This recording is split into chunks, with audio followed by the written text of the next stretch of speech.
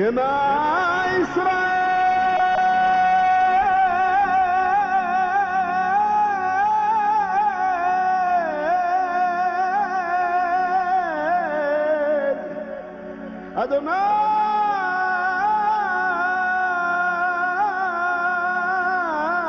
أدوناي إلهي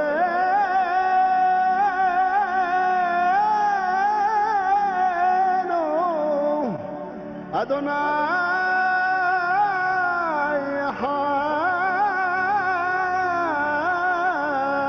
حاد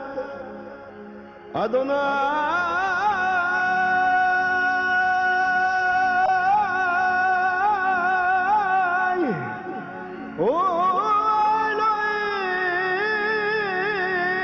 إلهيم என்மேல் எரிச்சலாயிருப்பவர் யாவரும் விற்கப்படுவார்கள். என்னோடே போராடும் பொல்லாத மனுஷரை தேடியும் நான் காணாதிருப்பேன். கர்த்தர் என் துணையே, தேடியும் நான் காணாதிருப்பேன். கர்த்தர் என் துணையே. இன்று நான் கண்ட எகிப்தியனை இனி என்றுமே காண்பதில்லை. இன்று நான் கண்ட எகிப்தியனை இனி என்றுமே காண்பதில்லை.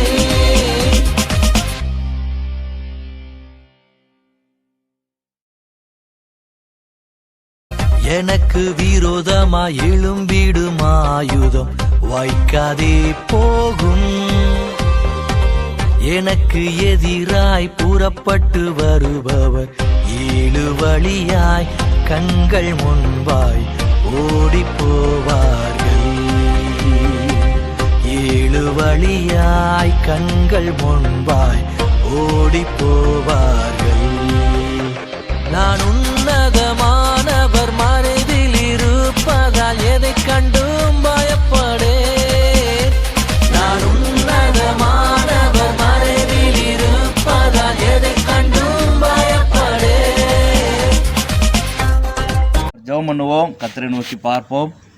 இப்படியே ஜெபத்தோடு நாம் இந்த நாளில் தியானத்தை நாம் ஆரம்பிப்போம். இரக்கமும் கிருபையும் நிறைந்த எங்கள் நல்ல பிதாவே, இந்த நல்ல நாளுக்காய் ஸ்தோத்திரப்பா. அப்பா, இந்த மாலை நேரத்தில் உம்முடைய வார்த்தையை சிந்திக்க உம்முடைய பிள்ளைகளாய் ஒருமுனப்பட்டு கூடி வர நீர் எங்களுக்கு தந்த நல்ல பெரும் வாய்ப்புக்காய் ஸ்தோத்திரம். உம்முடைய உறவில் உம்முடைய அன்பில் எங்களை இறுக்கி கட்டுவதற்காக இந்த நாளை முன்குறித்ததற்காய் ஸ்தோத்திரம். தொடர்ந்து நீர் எங்களோடு பேசும் கிரியை செய்யும் உடைய நாமத்தை மகிமைப்படுத்துங்கப்பா. மீட்பர் இயேசுவின் நாமத்தில் ஜெபிக்கிறோம் எங்கள் நல்ல பிதாவே, ஆமென் ஆமென். அல்லேலூயா. சந்தோஷமாய் நம்ம அல்லேலூயா சொல்லுவோம். Hallelujah hallelujah. Praise the lord, praise the lord. பாட்டெல்லாம் பாடிட்டீங்களா? வர்ஷிப் ஆராதனையெல்லாம் பாட்டு பாடியாச்சு.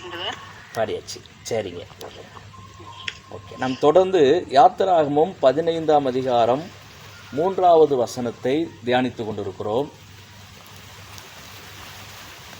நம்முடைய ஆவிக்குரிய யுத்தம் என்கிற தலைப்பிலே நாம் தேவனுடைய செய்திகளை தியானித்து கொண்டு வருகிறோம்.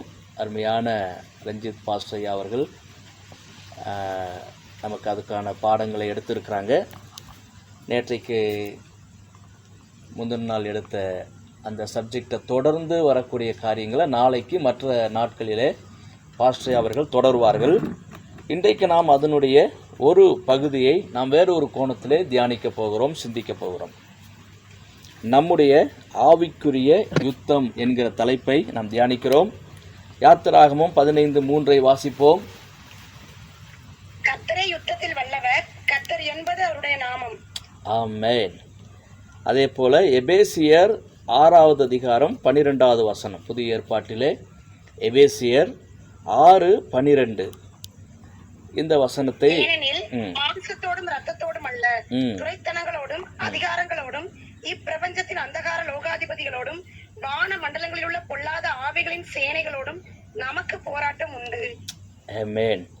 ஸோ இப்படி இந்த 2 வசனங்களை திறவுகோல் வசனங்களாக வைத்து நம்முடைய ஆவிக்குரிய யுத்தம் என்கிற தலைப்பிலே நாம் வேத பாடங்களை சிந்தித்து கொண்டு வருகிறோம். இன்றைக்கு அதனுடைய ஒரு வித்தியாசமான கோணத்தை நாம் இன்றைக்கு சிந்திக்க போகிறோம். ஆகவே நாம் அதை கவனிப்போம். தேவாவியானவர் நம்மை இந்த வார்த்தைகளினூடாக நம்மை அழைத்து செல்லுவாராக.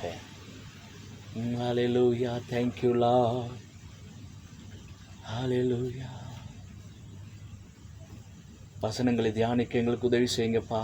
கொஞ்ச நேரம் அப்படியே ஸ்தோத்திரம் பண்ணி ஆமென் ஜீசஸ் ஹல்லேலூயா. பரிசுத்த ஆவியானவரே, நீர் எங்களோடு இடைப்படுவீராக.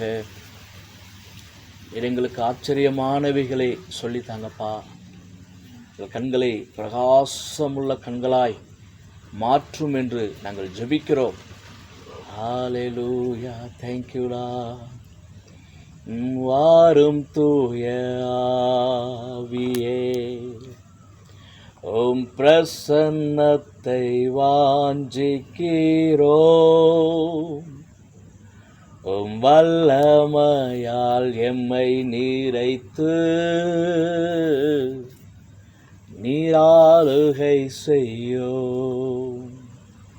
உம் வல்லமையால் எம்மை நீரைத்து நீராளுகை செய்யும். ஹல்லேலூயா. எங்களுக்குள்ளே வாசம் செய்யும் ஆவியானவரே,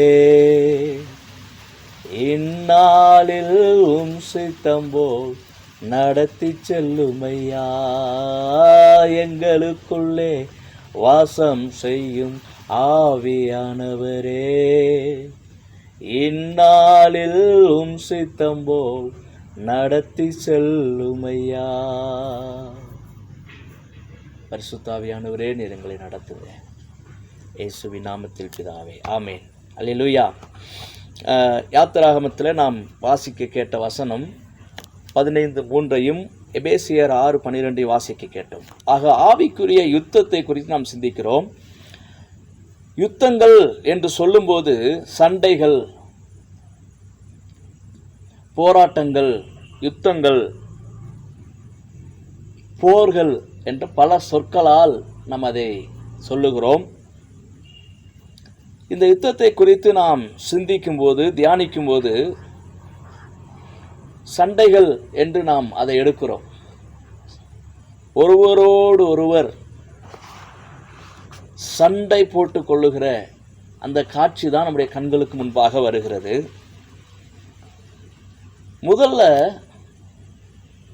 ஆதி நாட்களில் மனிதனோடு மனிதன் சண்டையிடும் பொழுது ஒரு மனிதன் இன்னொரு மனிதனோடு அவங்க மல்லு கட்டி சண்டை போடுகிற காட்சியை நாம் பார்க்கிறோம். மனுஷனுக்கு மனுஷன் கட்டி பிடிச்சி புரண்டு அடித்து கீழே தள்ளி விழுந்து ஒருவரோடு ஒருவர் சண்டை போட்டு கொள்ளுகிறார்கள். அப்படிதான் சண்டைகள் ஆரம்ப காலத்தில் இருந்தது. அதுக்கு பிற்பாடு மனுஷன் என்ன பண்ணுறான், ஒரு மிருகத்தை தன்னுடைய சார்பாக களத்தில் இறக்கி விடுறாங்க. அந்த மிருகத்தோடு ஒரு எதிரியாக இருக்கிற மனிதர்கள் சண்டை போடணும். ஒரு மாடோ ஒரு ஆடோ களத்தில் இறக்கி விட்டுருவாங்க. அதை அடக்கணும். அது கூட ஒரு மனுஷன் சண்டை போட்டு ஜெயிக்கணும். அந்த மாட்டுக்கு ஒரு சொந்தக்காரர் இருப்பார். அந்த மனுஷன் களத்துக்கு வரமாட்டார். அவர் வளர்க்குற மாடோ ஆடோ தான் வரும். இந்த ஜல்லிக்கட்டெல்லாம் அதில் தான் வருது பாருங்க. அப்போது மனுஷன் மிருகத்தோட சண்டை போடுறதாக அந்த சண்டை அப்படியே கொஞ்சம் வளர்ந்து வந்தது.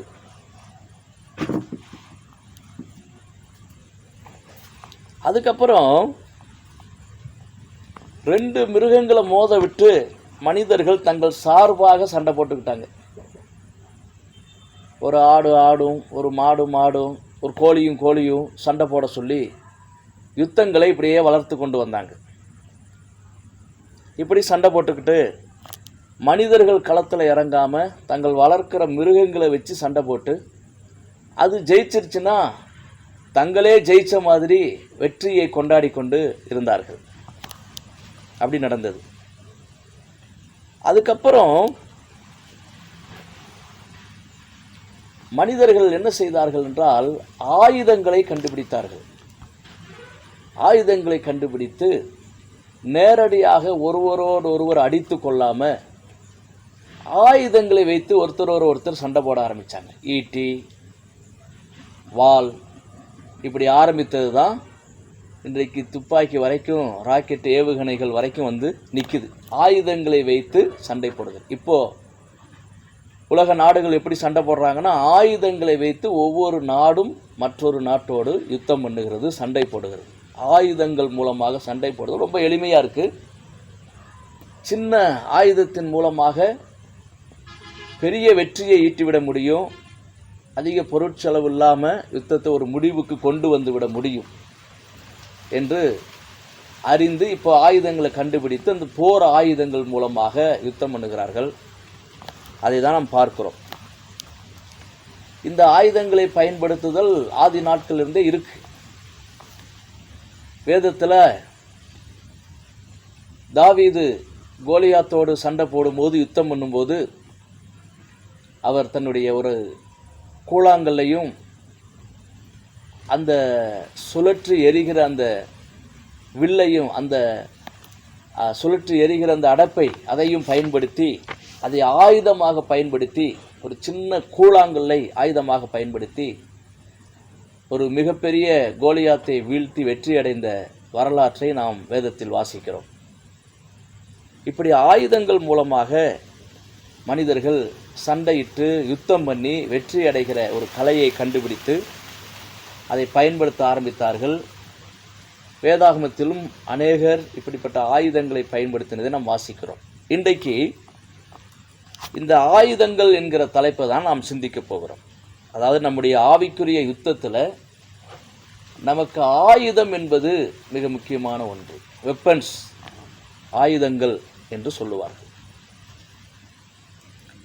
இந்த ஆயுதங்களை வைத்து யுத்தம் பண்ணும்பொழுது காயப்படாமல், நாம் தாக்குதலுக்கு உள்ளாகாமல் நம்முடைய எதிரியை காயப்படுத்தி தாக்கி அழித்து விட முடியும். ஆகவே ரொம்ப சுலபமான, எளிமையான, பாதுகாப்பான ஒரு முறையாக ஆயுதங்களை கொண்டு யுத்தம் செய்தல் ஒரு உயர்ந்த முறையாக இன்றைக்கு கருதப்படுகிறது. ஆகவே நம்முடைய ஆவிக்குரிய யுத்தத்திலும் கூட நாம் ஆயுதங்களை பயன்படுத்த வேண்டும். ஸோ இந்த ஆயுதங்களை குறித்து வரும் நாட்களில், இந்த 21 நாளில் கடைசி ஓரிரு நாட்களிலே பாஸ்டர் ஐயா அவர்கள் நமக்கு வேத பாடங்களை கற்றுக் கொடுப்பார்கள். இன்றைக்கு ஆயுதங்கள் என்கிற தலைப்பில் ஒரு முன்னுரையை நான் உங்களுக்கு சொல்லி அதில் இருக்கிற அடிப்படையான சில விஷயங்களை நாம் சிந்திக்க போகிறோம். அதை குறித்து இந்த ஆயுதம் என்கிற சொல், அதை குறித்து நாம் வேதத்தில் பார்க்கும் பொழுது எபிரேய எழுத்துக்கள் உங்கள் யாவருக்கும் தெரிந்தது தான். அதில் ஏழாவது எழுத்து என்னன்னு யாராவது சொல்ல முடியுமா?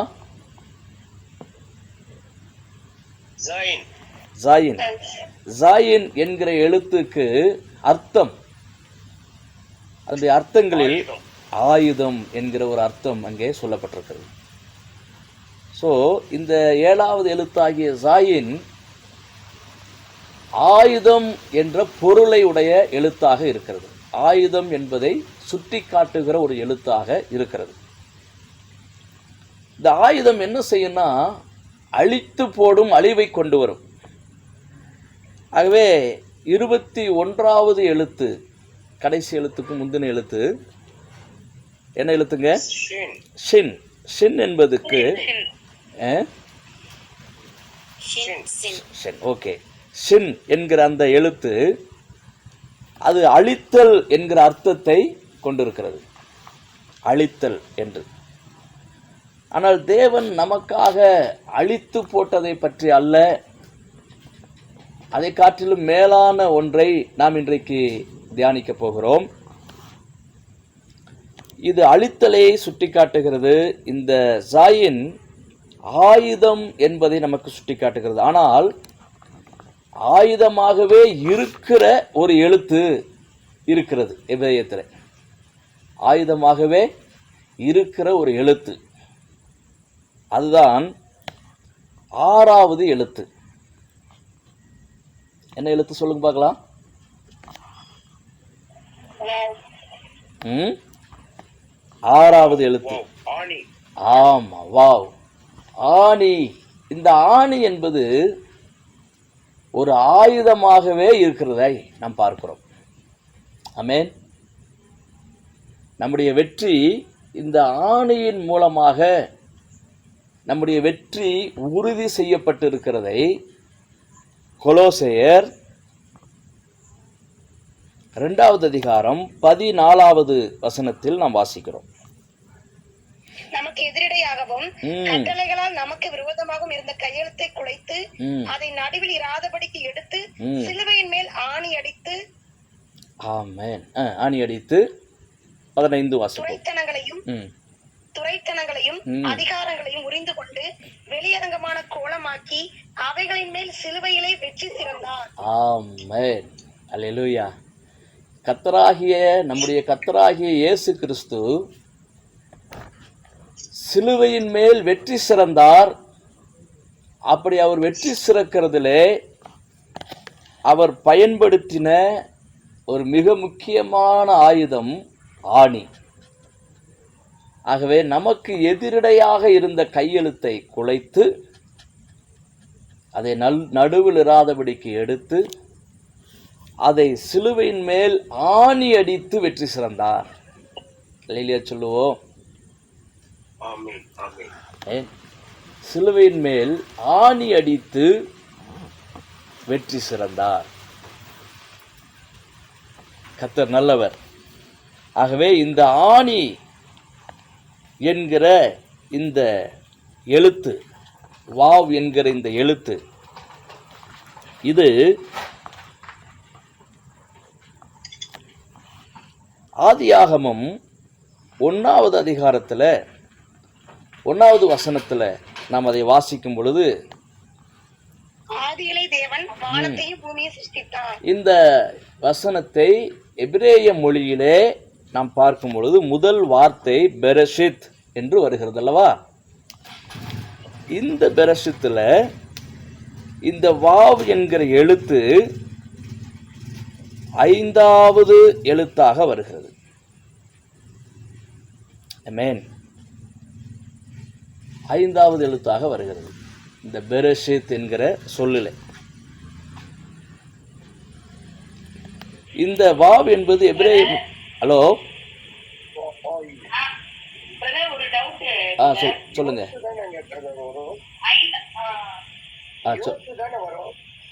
என்னங்க?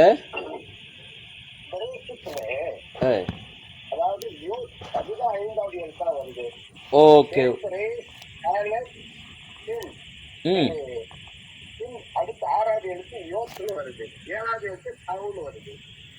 ஓகே ஓகே ஓகேங்கய்யா. யோது வருது இல்லையா? ஓகே. நான் இந்த ஆன்லைன் பைபிளில் தான் பார்த்தேன், அங்கே எப்படி போட்டிருக்காங்க. ஓகே, சரி, பரவாயில்ல. இந்த ஓகே, இந்த 6வது எழுத்து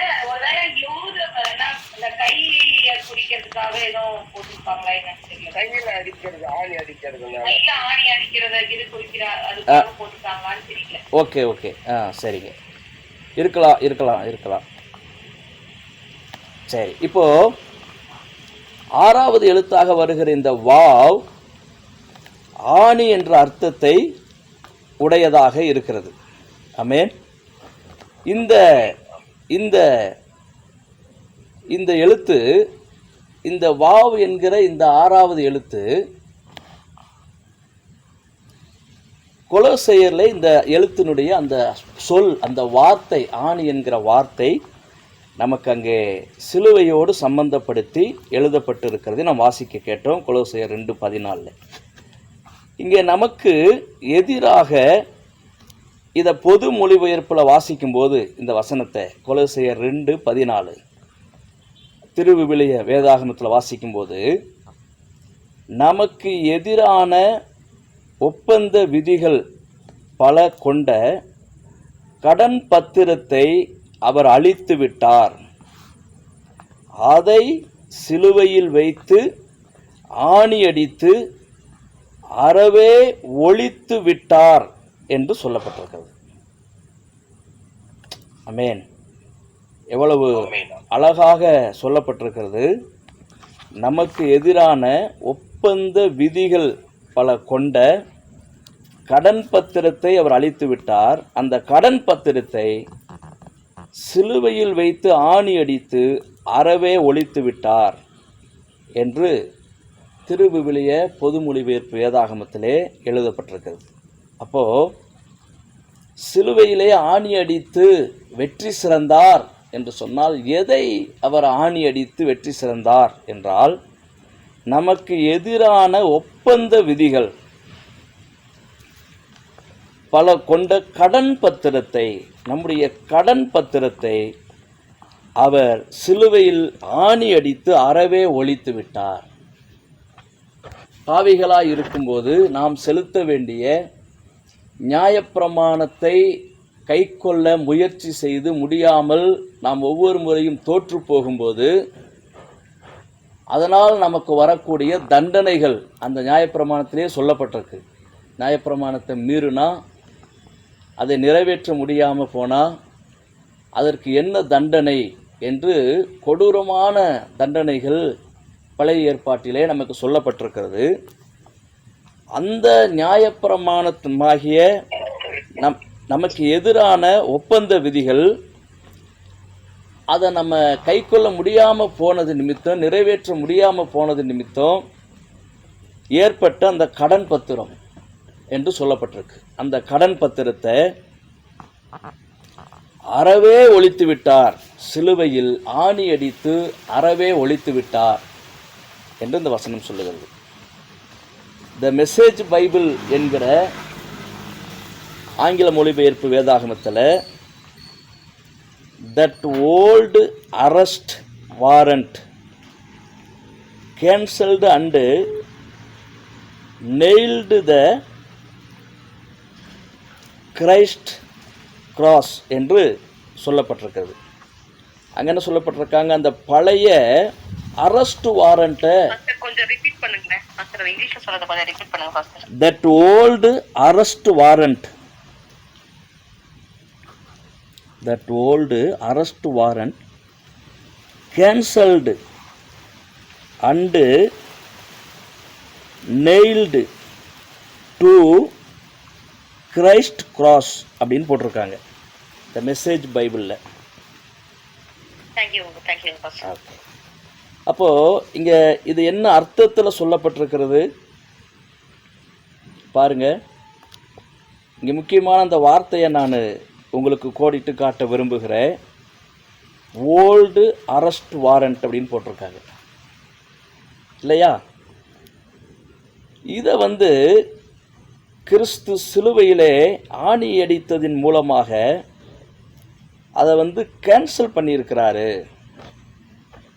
அதிலிருந்து, அந்த அரெஸ்ட் வாரண்ட்டிலிருந்து நாம் தப்புவிக்கப்பட்டிருக்கிறோம். சிலுவையிலே அந்த கடன் பத்திரத்தை ஆணி அடித்து வெளியரங்கமான கோலமாக்கி வெற்றி சிறந்தார் என்று சொல்லப்பட்டிருக்கிறதே. அப்படி என்றால் என்ன? சிறைப்படுத்தப்படுவதற்கு ஏதுவானவர்களாய் நாம் இருந்தோம். பாவத்தினாலும் நியாயப்பிரமாணத்தின் நீதியின்படியும் சிறைப்படுத்தப்படுவதற்கு ஏதுவானவர்களாக நாம் இருந்தோம். அப்படிப்பட்ட அந்த சிறைப்படுத்தப்படுவதற்கு ஏதுவான வாழ்க்கையை இயேசு கிறிஸ்து சிலுவையிலே ஆணி அடித்து வெற்றி சிறந்ததின் மூலமாக அதை கேன்சல் பண்ணியிருக்கிறாரு. அதிலிருந்து நம்மை ரட்சித்திருக்கிறாரு. சிறைப்பட்ட வாழ்க்கையிலிருந்தும் கடன்பட்ட வாழ்க்கையிலிருந்தும் நம்மை காப்பாற்றி இருக்கிறார், ரட்சித்திருக்கிறார் என்று இந்த வசனங்கள் நமக்கு சொல்லுகிறது. கர்த்தருக்கு ஸ்தோத்திரம். ஆகவே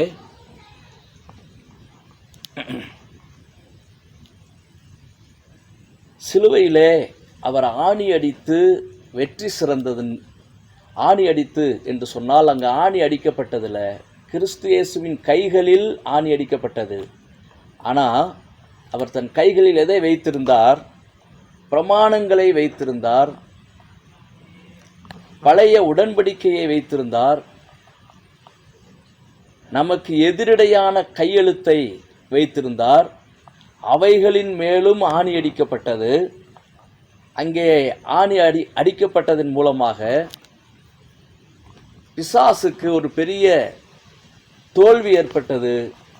தேவ மக்களாகிய நமக்கு ஒரு மிகப்பெரிய வெற்றி அந்த நாளிலே உறுதி செய்யப்பட்டது.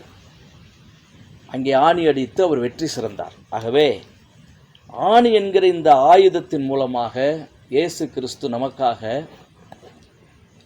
கடன் பத்திரத்திலிருந்தும் சிறைப்பட்ட வாழ்க்கையிலிருந்தும் ஒரு விடுதலையின் வாழ்வை அவர் உறுதி செய்திருக்கிறார் என்று நாம் புரிந்து கொள்ள முடிகிறது. கர்த்தருக்கு ஸ்தோத்திரம். இந்த சம்பவத்தை நியாயாதிபதிகள் புஸ்தகத்திலே சொல்லப்பட்டிருக்கிற ஒரு சம்பவத்தோடு இணைத்து நாம் இன்றைக்கு பார்த்து நிறைவு செய்ய போகிறோம். சுருக்கமாக நாம் நிறைவு செய்ய போகிறோம். நியாயாதிபதிகளின் புஸ்தகம் 4வது அதிகாரத்திலே நாம் வாசிக்கும்போது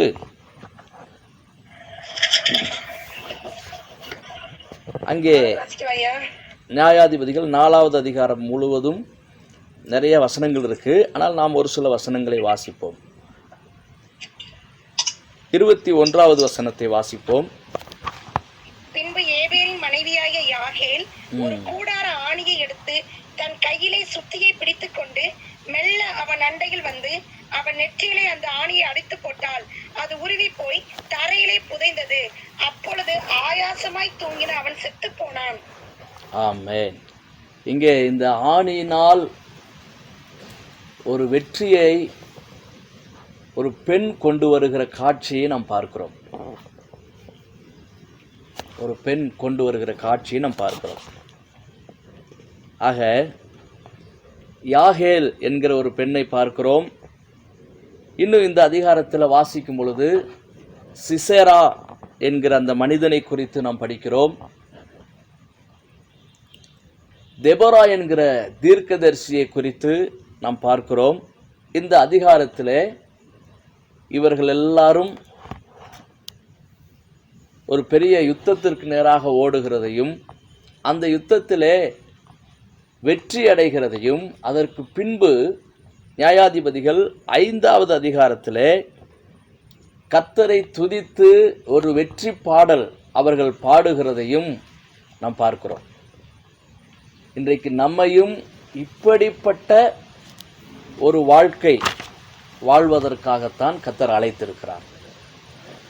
இயேசு கிறிஸ்து சிலுவையிலே ஆணி அடித்து வெளியரங்கமான கோலமாக்கி வெற்றி சிறந்தார். ஆனால் இன்றைக்கு நாம் என்ன செய்ய வேண்டும்? வெற்றி சிறந்தார் என்று சொல்லும் பொழுது இந்த ஆணி என்பது என்ன செய்கிறது என்றால் அது இணைக்கக்கூடியது. இணைக்கக்கூடியது, பிரிக்கக்கூடியது அல்ல. அது இணைக்கக்கூடியது, சேர்க்கக்கூடியது, வலுவாக இறுக்கமாக இணைப்பதற்காக பயன்படுத்துகிற ஒரு பொருள். இந்த அர்த்தங்களில், இந்த பொருள்களில் தான் அதனுடைய அர்த்தங்கள் சொல்லப்பட்டிருக்கிறது. ஆகவே இந்த ஆணி என்ன செய்து, இந்த ஆணியின் மூலமாக இயேசு சிலுவையில் என்ன செய்தார் அப்படின்னா, நம்மை நீதிமான்களாக்கினார். சிலுவையில் ஆணி அடித்து பிசாசினுடைய அந்த கடன் பத்திரம், அந்த சிறைப்பட்ட வாழ்க்கைக்கு ஏதுவான அந்த பத்திரத்தின் மேலே அவர் ஆணி அடித்து அதை நடுவிலிராதபடிக்கு அதை நீக்கிறாரு. ஆனால் ஆணி என்பது இணைக்கக்கூடியதாக இருக்குது. அந்த ஆணி அடித்து அவர் என்ன செய்கிறார்ன்றா, நம்மேல் இருக்கிற அந்த நியாய தீர்ப்பு, அந்த தண்டனை நீக்கப்படுகிறதன் மூலமாக, கிறிஸ்துவின் மூலமாய் நீக்கப்படுவதன் மூலமாக நம்மை அவரோடு இணைத்து கொள்ளுகிறார். ஏசாயா 41:7 வாசிப்போம். ஏசாயா 41:7 இந்த ஆணியின் செயல்பாடுகளை பற்றி அங்கே ஒரு வார்த்தை சொல்லப்பட்டிருக்கிறது. சித்திர வேலைக்காரன் தட்டானையும் சுத்தியாலே மெல்லிய தகடு தட்டுகிறவன் அடைக்கலின் மேல் அடிக்கிறவனை உற்சாகப்படுத்தி இசைக்கிறதற்கான பக்குவம் என்று சொல்லி அதை அசையாதபடிக்கு அவன் ஆணிகளால் இதை இறுக்குகிறான். அசையாதபடிக்கு ஆணிகளால் இறுக்குகிறான் என்று நாம் வாசிக்கிறோம். இதுபோல இயேசு கிறிஸ்து சிலுவையில் அவர் மூலமாக தேவ குடும்பத்தில் தேவனோடு கர்த்தரோடு அசையாதபடிக்கு நம்மை இறுக்கமாக அவருடைய உறவிலே கொண்டு வந்து இணைக்கிறார். இணைத்து நம்மை இறுக்கு கட்டினார். ஆகவே நாம் தேவனுடைய குடும்பத்தில் இறுக்கி கட்டப்பட்டிருக்கிறோம். இறுக்கி ஆணியினால் அடித்து மிக உறுதியாக நாம் இணைக்கப்பட்டிருக்கிறோம் தேவனோடு. அதுதான் சிலுவையில் நடந்தது. சிலுவையில் பிசாசுக்கு என்ன செய்தார் அப்படிங்கிறது ரெண்டாவது விஷயம். சிலுவையில் நமக்கு என்ன செய்தார்னா, தேவன் தம்முடைய குடும்பத்தில் பிதா குமாரன் பரிசுத்தாவி என்று இருக்கிற அந்த தெய்வீக குடும்பத்தில் நம்மளை ஆணி அடித்து மிக உறுதியாக இணைத்து விட்டார். நாம் அந்த தேவ குடும்பத்தோடு இணைக்கப்பட்டு விட்டோம் என்பதை நாம் பார்க்கிறோம். முதல் காரியமாக நாம் தேவ குடும்பத்தில் தேவனோடு அவருடைய பிள்ளைகளாக, அவருடைய சுதந்திரராக, அவருடைய உரிமைக்கு அதிகாரத்திற்கும் சொந்தக்காரர்களாக அவரோடு இணைக்கப்பட்டிருக்கிறோம். இதை குறித்து நீங்கள் நிறையா ஸ்ட்ராங்கான நிறைய சத்தியங்களை இந்த நாட்கள் நீங்கள் கேட்டுகிட்டே வரீங்க. அதனால் நான் ரொம்ப சுருக்கமாக சொல்கிறேன். நம் தேவனோடு தேவ உறவில் நீதிமான்களாக, பரிசுத்தவான்களாக, தண்டனை நீக்கப்பட்டவர்களாக, சிறையிருப்பிலிருந்து மீட்கப்பட்டவர்களாக நம்முடைய ஆவி தேவனோடு இணைக்கப்பட்டிருக்கிறது. உறுதியாக இணைக்கப்பட்டிருக்கிறது. மிக உறுதியாக இணைக்கப்பட்டிருக்கிறது. எத்தனை பேருக்கு இது சந்தோஷம்? எத்தனை பேருக்கு இது மகிழ்ச்சியான செய்தியா இருக்கு? அல்லேலூயா. நாம் தேவனோடு இணைக்கப்பட்டிருக்கிறோம். தேவனுடைய உறவிலே நாம் இணைக்கப்பட்டிருக்கிறோம். சிலுவையிலே அவர் ஆணி அடித்ததன் மூலமாக நமக்கும் தேவனுக்கும், நமக்கும் நம்முடைய அப்பாவுக்கும் ஒரு உறுதியான உறவு, இணைப்பு ஏற்படுத்தப்பட்டது. அதை முதலாவது இயேசு கிறிஸ்து ஏற்படுத்தினார். கடன் பத்திரத்திலிருந்து நம்மளை மீட்டு, சிறையிருப்பிலிருந்து நம்மை மீட்டு, அதற்காக செய்ய வேண்டிய எல்லா காரியங்களையும் செய்து, இப்போ ஸ்ட்ராங்காக ஆணி அடித்து தேவ குடும்பத்தில் ஒருவராக உங்களையும் என்னையும் மிக உறுதியாக அவர் இணைத்திருக்கிறார். நாம் இணைக்கப்பட்டிருக்கோம். ஒரு பெரிய குடும்பத்தில் நாம் இணைக்கப்பட்டிருக்கிறோம். ஆமாம், நம்முடைய இந்த குடும்பம் மிகப்பெரிய ஒரு குடும்பம் தானே. அதை நாம் எங்கே வாசிக்கிறோம்? எபேசியரில் வாசிக்கிறோம் இல்லையா? எபேசியரில் நாம் வாசிக்கிறோம் நம்முடைய அந்த குடும்பத்தை குறித்து. முழு குடும்பத்திற்கும் நாமக்காரர் என்று வாசிக்கிறோம். எபேசியர், இந்த வசனம் எங்கே இருக்குன்னு வாசிப்போம்.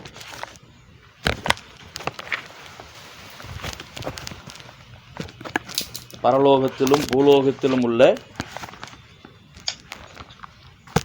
முழு குடும்பத்திற்கும் நாமக்காரனர் நம்முடைய கர்த்தராகிய இயேசு கிறிஸ்து.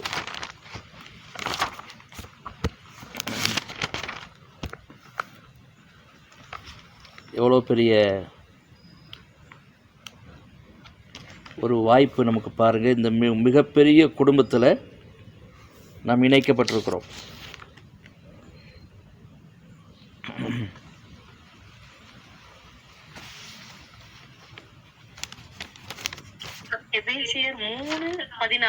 வாசிப்போம். 3:14 வாசிப்போம்.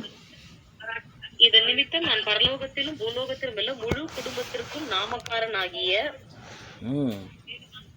15 நம்முடைய கர்த்தராய் இருக்கிற இயேசு கிறிஸ்துவினுடைய பிதாவை நோக்கி முழங்கால் படியிட்டு நீங்கள் அவருடைய ஆவினாலே உள்ளான மனுஷரில் வல்லமையாய் பலப்படவும்.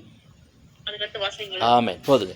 அப்போ நம்முடைய குடும்பம் பரலோகத்தில் பாதி இருக்கு, பூலோகத்தில் பாதி இருக்கு. இந்த முழு குடும்பத்திற்கும் கர்த்தராகிய இயேசு கிறிஸ்து தான் நாமக்காரணராக இருக்கிறார்.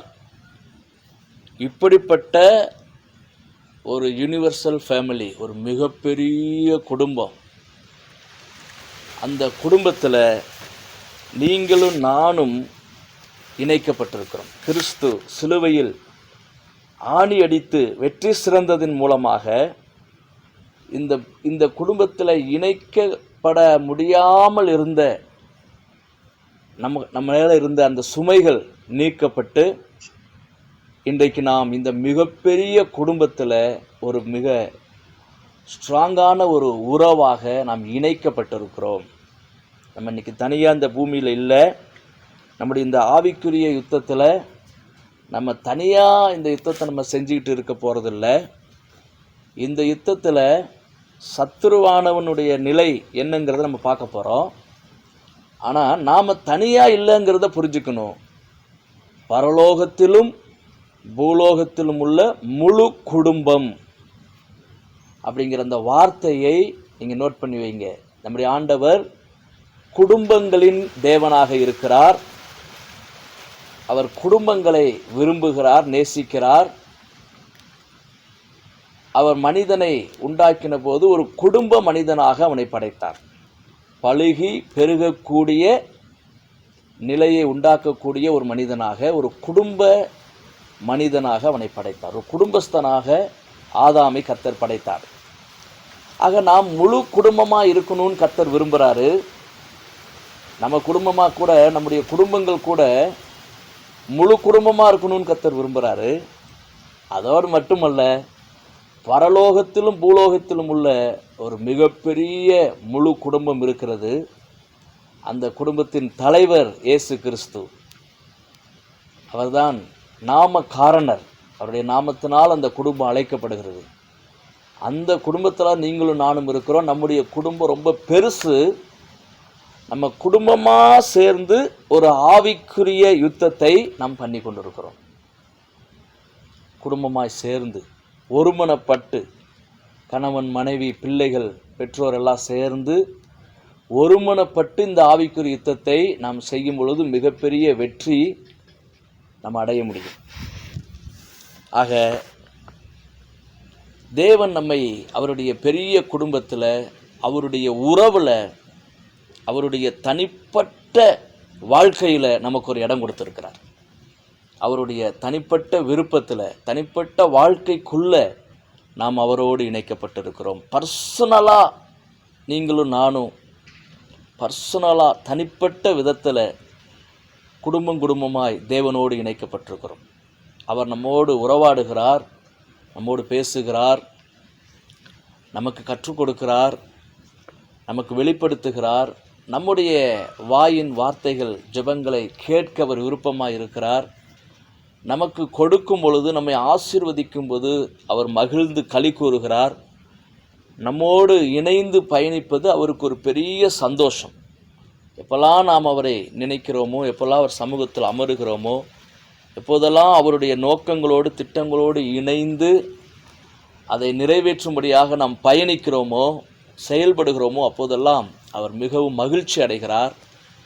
தேவன் அவருடைய நேரத்தை வேறு எந்த காரியங்களை காட்டிலும் மனிதர்களோடு செலவிடுகிறதுல தான் அவர் பிரியப்படுகிறார். மனிதர்களோடு தான் அவர் அதிகப்படியான நேரங்களை செலவிடுகிறார். ஆமாம், எங்கேயோ ஒரு பக்கம் மேலே இருந்துக்கிட்டு வேறு ஏதோ விஷயத்தில் அவர் பிஸியாக அலுவலாக இருக்கிறாருன்னு சொல்லி நாம் நினைக்கக்கூடாது. தேவன் நம்மை மிக நெருக்கமானவர்களாக, மிக முக்கியமானவர்களாக கருதுகிறார். நம்மோடு நேரம் செலவிடுகிறது தான் அவருக்கு மிக முக்கியமான ஒரு காரியமாக இருக்கிறது. அதை தான் நம்ம ஆதியாகமத்தில் பார்க்கிறோம். மனிதனை அவர் சிருஷ்டித்த போது அதற்கு முன்னாலேயே இந்த உலகத்தை அதுக்கு தகுந்த மாதிரி ஆயத்தப்படுத்தி, ஒழுங்குபடுத்தி, எல்லா காரியங்களையும் முடித்து 6வது நாளில் அவனுடைய நாசியிலே ஜீவ சுவாசத்தை ஊதினார். அப்படி அவர் ஊதின போது அவன் பேசும் மனிதனானான் என்று சொல்லப்பட்டிருக்கிறது. எபிரேய அறிஞர்கள் சொல்கிறாங்க, அப்படி தான் அது சொல்லப்பட்டிருக்கு, அந்த அர்த்தத்தில் தான் சொல்லப்பட்டிருக்கு. அவன் பேசும் மனிதனானான் என்று சொல்லப்பட்டிருக்கிறதா. யோசிச்சு பாருங்க, பேசும் மனிதனானான், எவ்வளோ ஆச்சரியமாக இருக்குது. அப்போது அவன் பேசும் மனிதனாக கண் விழித்து பேச ஆரம்பிக்கிறான். பேசும் மனிதனாக அவன் உயிருள்ளவனாக எழுந்து அவன் பேசுகிற மனிதனாக அவன் எழும்பும் பொழுது 7வது நாள் பிறக்கிறது. அந்த 7வது நாளிலே கர்த்தர் சொல்லுகிறார், நான் இன்றைக்கு வேறு எந்த வேலையும் செய்ய போகிறதில்ல, இது ஓய்வு நாள், வேறு எங்கேயுமே நான் போகிறதில்ல, வேறு எந்த காரியத்திலும் ஈடுபட போகிறதில்ல என்று அவர் முடிவெடுத்து அவர் சொல்லுகிறதை நாம் பார்க்கிறோம். ஆதியாகமம் 2வது அதிகாரத்தில் 2வது அதிகாரம் 1வது வசனத்தில் இருக்குங்களா? தேவன் தாம் சிருஷ்டித்து உண்டு பண்ணின தம்முடைய கிரியையெல்லாம் முடித்த பின்பு அதிலே ஓய்ந்திருந்தபடியால் தேவன் 7ஆம் நாளை ஆசீர்வதித்து அதை பரிசுத்தமாக்கினார். ஆமென். அப்போது அவர் என்ன சொல்கிறார், எல்லாம் முடிச்சுட்டு இந்த 7வது நாள் மனிதனுக்கு முதல் நாள் அவன் பேசும் மனிதனாக உயிர் பெற்று எழும்புகிறான். கர்த்தர் நான் வேறு எங்கேயும் போக போகிறதில்ல, எந்த வேலையும் செய்ய போகிறதில்ல என்று அவர் ஒரு அறிவிப்பை கொடுக்கிறார்.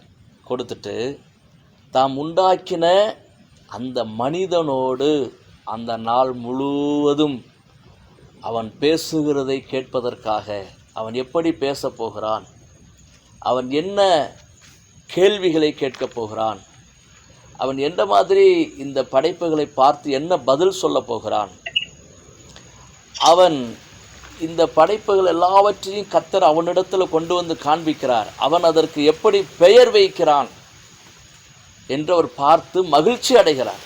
எப்படி பெயர் வைக்கிறான்னு சொல்லி பார்க்குறார். அந்த பெயர் வைக்கும்போது அவன் காரண பெயர் வைக்கிறான். ஒரு மிருகத்தை அவனிடத்தில் ஆண்டவர் கொண்டு வரும்போது அதனுடைய சுபாவம் என்ன, அதனுடைய குணாதிசயம் என்ன, அதுக்குள்ளே இருக்கிற உணர்வுகள் என்ன என்பதை அவன் கண்டுபிடித்து அதற்கு ஏற்றாற்போல் அதற்கு பெயர் வைக்கிறான்.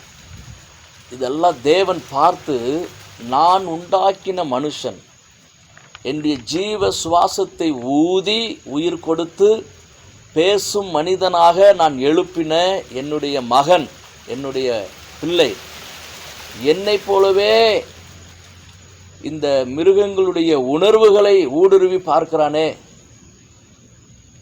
இவைகளுக்கு என்ன பெயர் வைக்க வேண்டும் என்கிற ஞானம் அவனுக்குள் இருக்கிறதே என்று அவர் பார்த்து அவன் செய்கிற செயல்களை, அவன் பேசுகிற வார்த்தைகளை எல்லாம் கேட்டு அவனோடு இருந்து மகிழ்ந்து களி கூறுகிறதை நாம் இந்த 2ஆம் அதிகாரம் முழுவதிலும் பார்க்க முடியும். அவனுக்காகவே நேரத்தை செலவிடுகிறார்.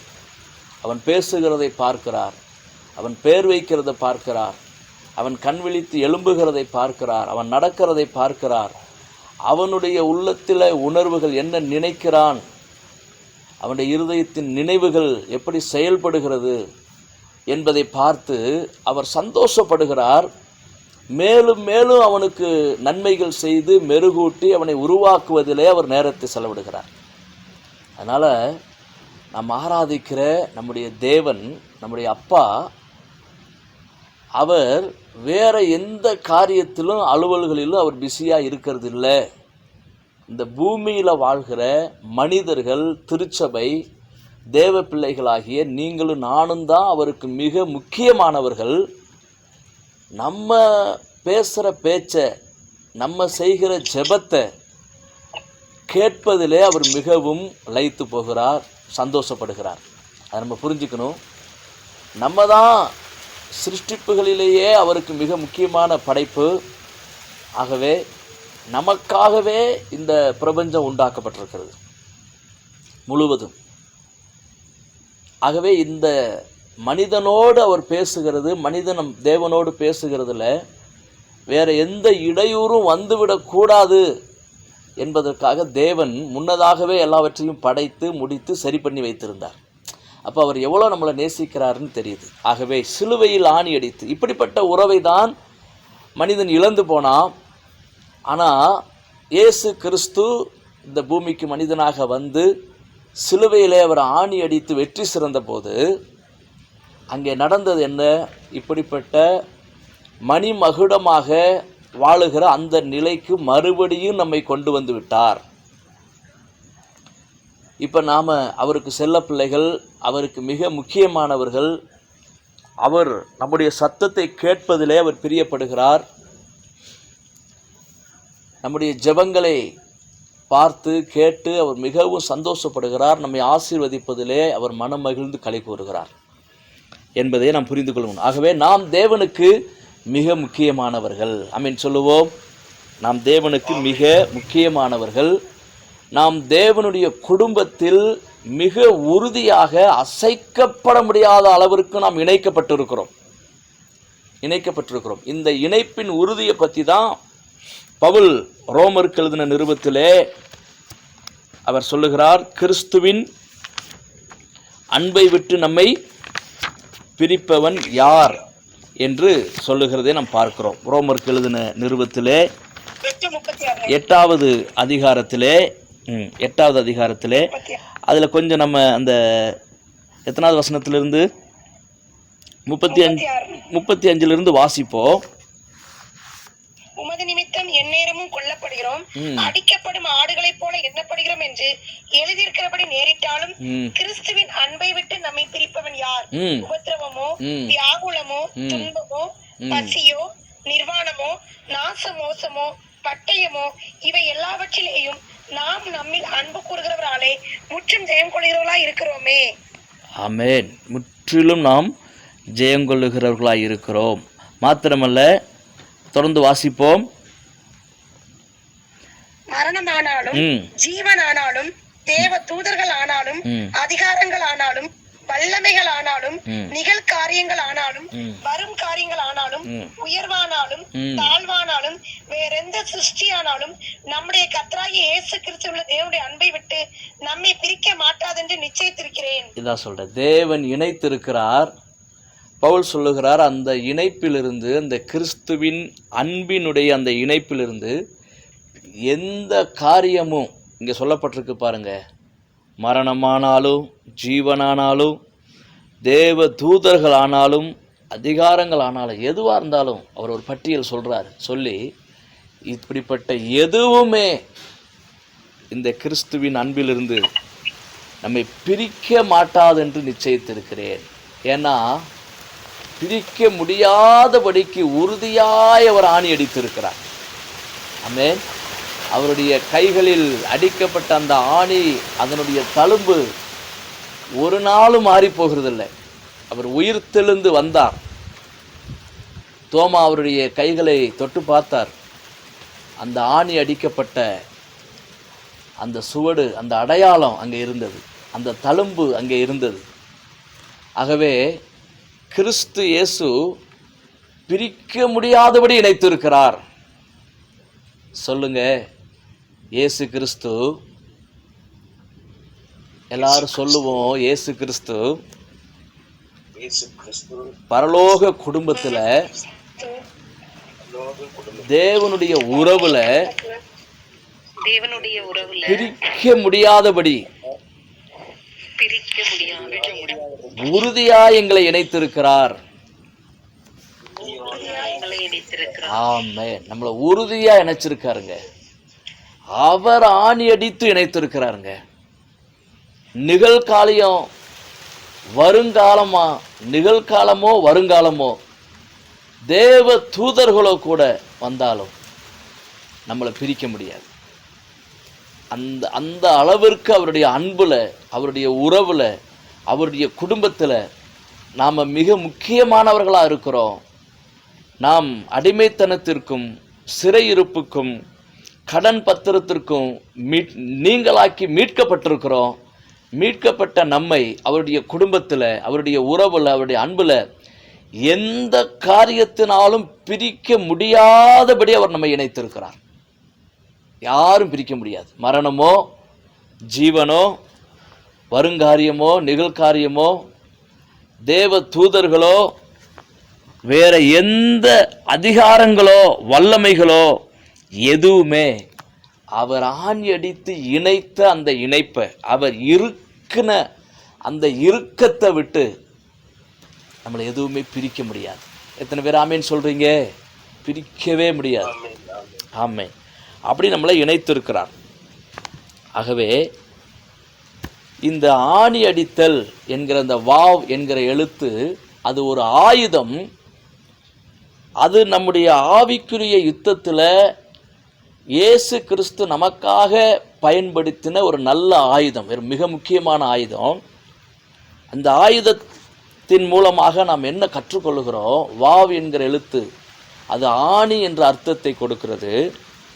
அந்த ஆணியை குறித்து எபேசியரில் நாம் அங்கே கொலோசையர் 2:14 நாம் வாசிக்க கேட்ட வசனத்தின்படி சிலுவையிலே ஆணி அடித்து வெற்றி சிறந்தார் என்று நாம் வாசிக்க கேட்டோம். அதன் மூலமாக நம்மீது நமக்கு எதிரடையாக எழுதப்பட்டிருந்த சொல்லப்பட்டிருந்த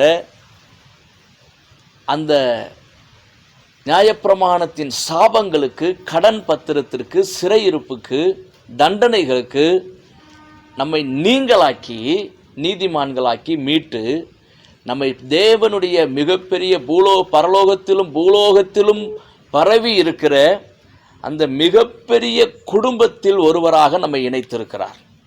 நாம் அவருக்கு மிக முக்கியமானவர்கள். நீங்களும் நானும் நெருக்கமானவர்கள். நம்மை அவர் கனத்திற்கு உரியவர்களாக பார்க்கிறார். நம்முடைய வாயின் வார்த்தைகளை அவர் கவனிக்கிறார். அவைகளை கனப்படுத்த விரும்புகிறார் என்பதையெல்லாம் இந்த ஆணி என்கிற 6வது எழுத்தின் மூலமாக நம்முடைய ஆவிக்குரிய யுத்தத்தில் ஆயுதங்களை வைத்து யுத்தம் செய்கிற அந்த கலை இன்றைக்கு வளர்ந்திருக்கிறது.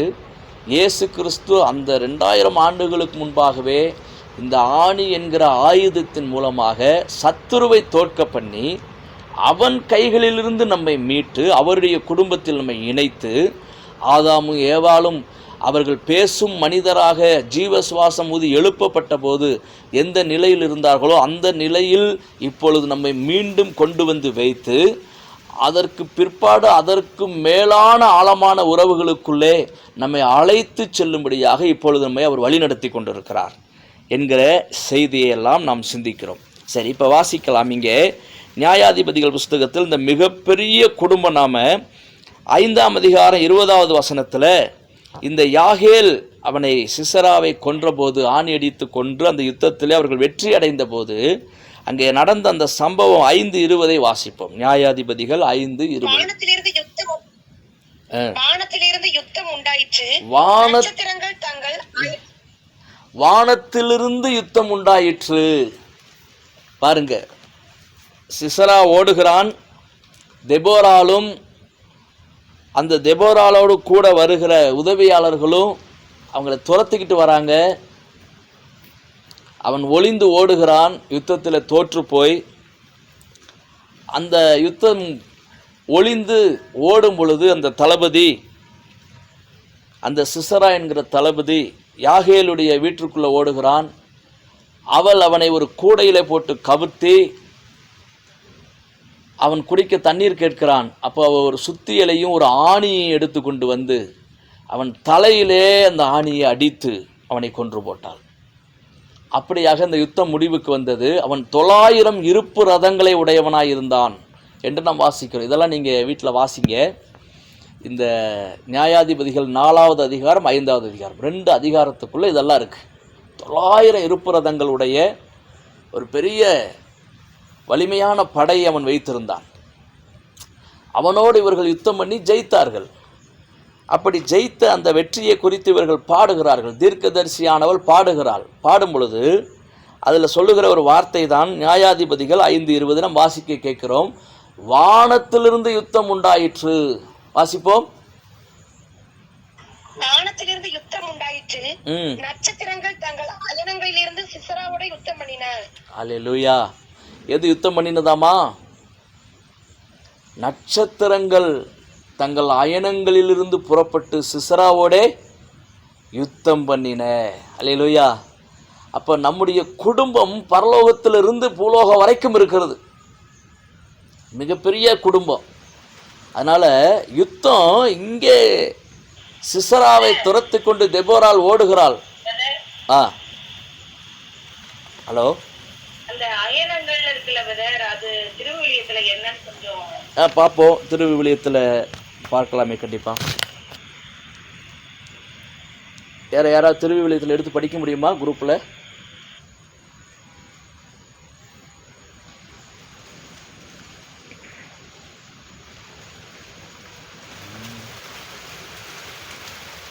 (5:20) 5:20ங்கய்யா.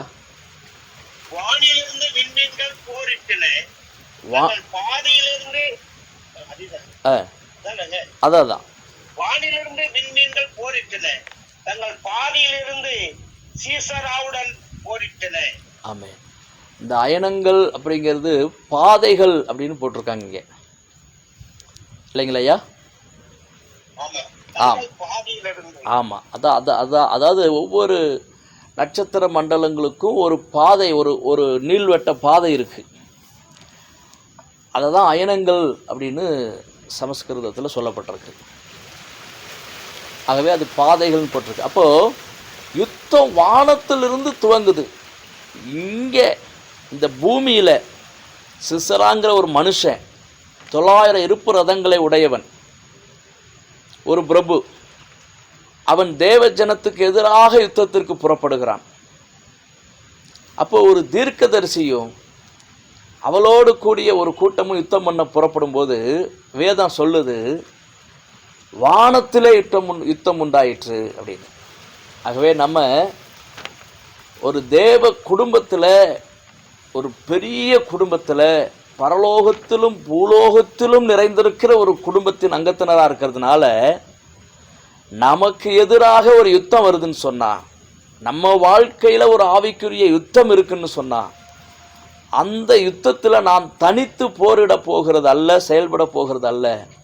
நாம் அந்த யுத்தம் செய்யும்படி நம்ம எழும்பி நடக்க ஆரம்பிக்கும் பொழுதே, செயல்பட ஆரம்பிக்கும் போதே, பேச ஆரம்பிக்கும் போதே, கட்டளை பிறப்பிக்க ஆரம்பிக்கும் போதே யுத்தம் வானத்திலே ஆரம்பமாயிரும். வானத்திலே யுத்தம் ஆரம்பமாகும். நட்சத்திரங்களும் நமக்கு ஆதரவாய் செயல்படும்படி கர்த்தர் வைத்திருக்கிறார். நட்சத்திரங்கள் தங்கள் பாதையிலிருந்து சிசராவோட போரிட்டன என்று வாசிக்கிறோம். ஆகவே நம்ம பயந்து கொண்டு யுத்தம் செய்வதற்கு அவசியம் இல்லை, தேவையில்லை. ஒரு மிகப்பெரிய குடும்பத்தில் நம்ம இருக்கிறோம். பிரிக்க முடியாதபடி நாம் அவருடைய அன்பில் இணைத்து கட்டப்பட்டு இருக்கிறோம். நம்முடைய வாழ்க்கையின் முடிவுகள் உறுதி செய்யப்பட்டிருக்கிறது. நம்முடைய வாழ்க்கையின் எதிர்காலங்களெல்லாம் முன்னதாகவே தீர்மானிக்கப்பட்டிருக்கு. இந்த யுத்தத்தின் முடிவில் நாம் வெற்றி அடைவோம். நாம் வெற்றி அடைவதற்கு ஏதுவான எல்லாவற்றையும், அந்த வெற்றியை முழுமையாய் நாம் சுதந்திரித்து அனுபவிக்கப் போகிறோம். அதற்கு தேவையான அனைத்தையும் இயேசு கிறிஸ்து சிலுவையிலே செய்து முடித்திருக்கிறார் என்கிற செய்தியைத்தான் நாம் இந்த சம்பவத்தின் வழியாக நாம் அறிந்து கொள்கிறோம். சரி, நாம் சில காரியங்களை சொல்லி நம்ம சீக்கிரமாக போய் முடிக்கலாம். ஆகவே தேவன் இணைத்திருக்கிறார், நம்மை அதிகாரப்படுத்தி இருக்கிறார். சத்துருவினுடைய அந்த சகல அதிகாரங்களையும் உரிந்து வெளியரங்கமாக்கி அந்த அதிகாரங்களை, வல்லமைகளை நமக்கு, நம்முடைய கைகளிலே அதை கொடுத்து விட்டு எல்லா காரியங்களையும் அவர் செய்து ஆவணப்படுத்த வேண்டியதெல்லாம் ஆவணப்படுத்தி, அழிக்க வேண்டியதெல்லாம் அழித்து, நமக்கு என்ன மாதிரியான அதிகாரம் வல்லமையை கொடுக்கணுமோ அதெல்லாம் நமக்கு கொடுத்து, நமக்காக எழுதி வச்சுட்டு உறுதிப்படுத்தி விட்டு அவர் இப்பொழுது எல்லா காரியங்களையும் முடித்து வைத்திருக்கிறார். இப்போ யாகேலாக இருக்கிற, தெபோராலாக இருக்கிற நாம் செயல்பட வேண்டிய காலம். நாம் செயல்படணும். இயேசு கிறிஸ்து பிசாசை ஓடி ஒளியக்கூடிய ஒருவனாக மாற்றிவிட்டார். அவனுடைய ஆயுதங்களை பிடுங்கிவிட்டார். அவனுடைய அதிகாரங்களை பிடுங்கிட்டார். மனிதர்களாகிய நம்மேல் அவன் வைத்திருந்த குற்றச்சாட்டுக்களிலிருந்து நம்மை விடுதலையாக்கி விட்டார். இப்போ இதெல்லாம் புரிஞ்சுக்குங்க, இதெல்லாம் நடத்தி முடிச்சிருக்கிறாரு. இப்போ நம்ம கையில் அதிகாரத்தை தந்திருக்கிறார். ஆணி இப்போ நம்ம கையில். இந்த யாகேல் என்று சொன்னால் அந்த பேருக்கு என்ன அர்த்தம் கொடுத்துருக்காங்கன்னா, குழந்தைன்னு கொடுத்துருக்காங்க. கிட் அப்படின்னு கொடுத்துருக்காங்க. கிட் குழந்தை அப்படின்னு கொடுத்துருக்காங்க. யாகேல் அப்படின்னு சொன்னால் குழந்தை அப்படின்னு கொடுத்துருக்காங்க. அப்போது இதை தான் மத்தேயு 18ஆம் அதிகாரத்தில் இயேசு கிறிஸ்து சொல்லுகிறார். மத்தேயு 18:1 வாசிப்போம். அவ்வேளையிலே சீசர்கள் இயேசுவிடத்தில் வந்து பரலோக ராஜ்யத்தில் எவன் பெரியவராய் இருப்பான் என்று கேட்டார்கள்.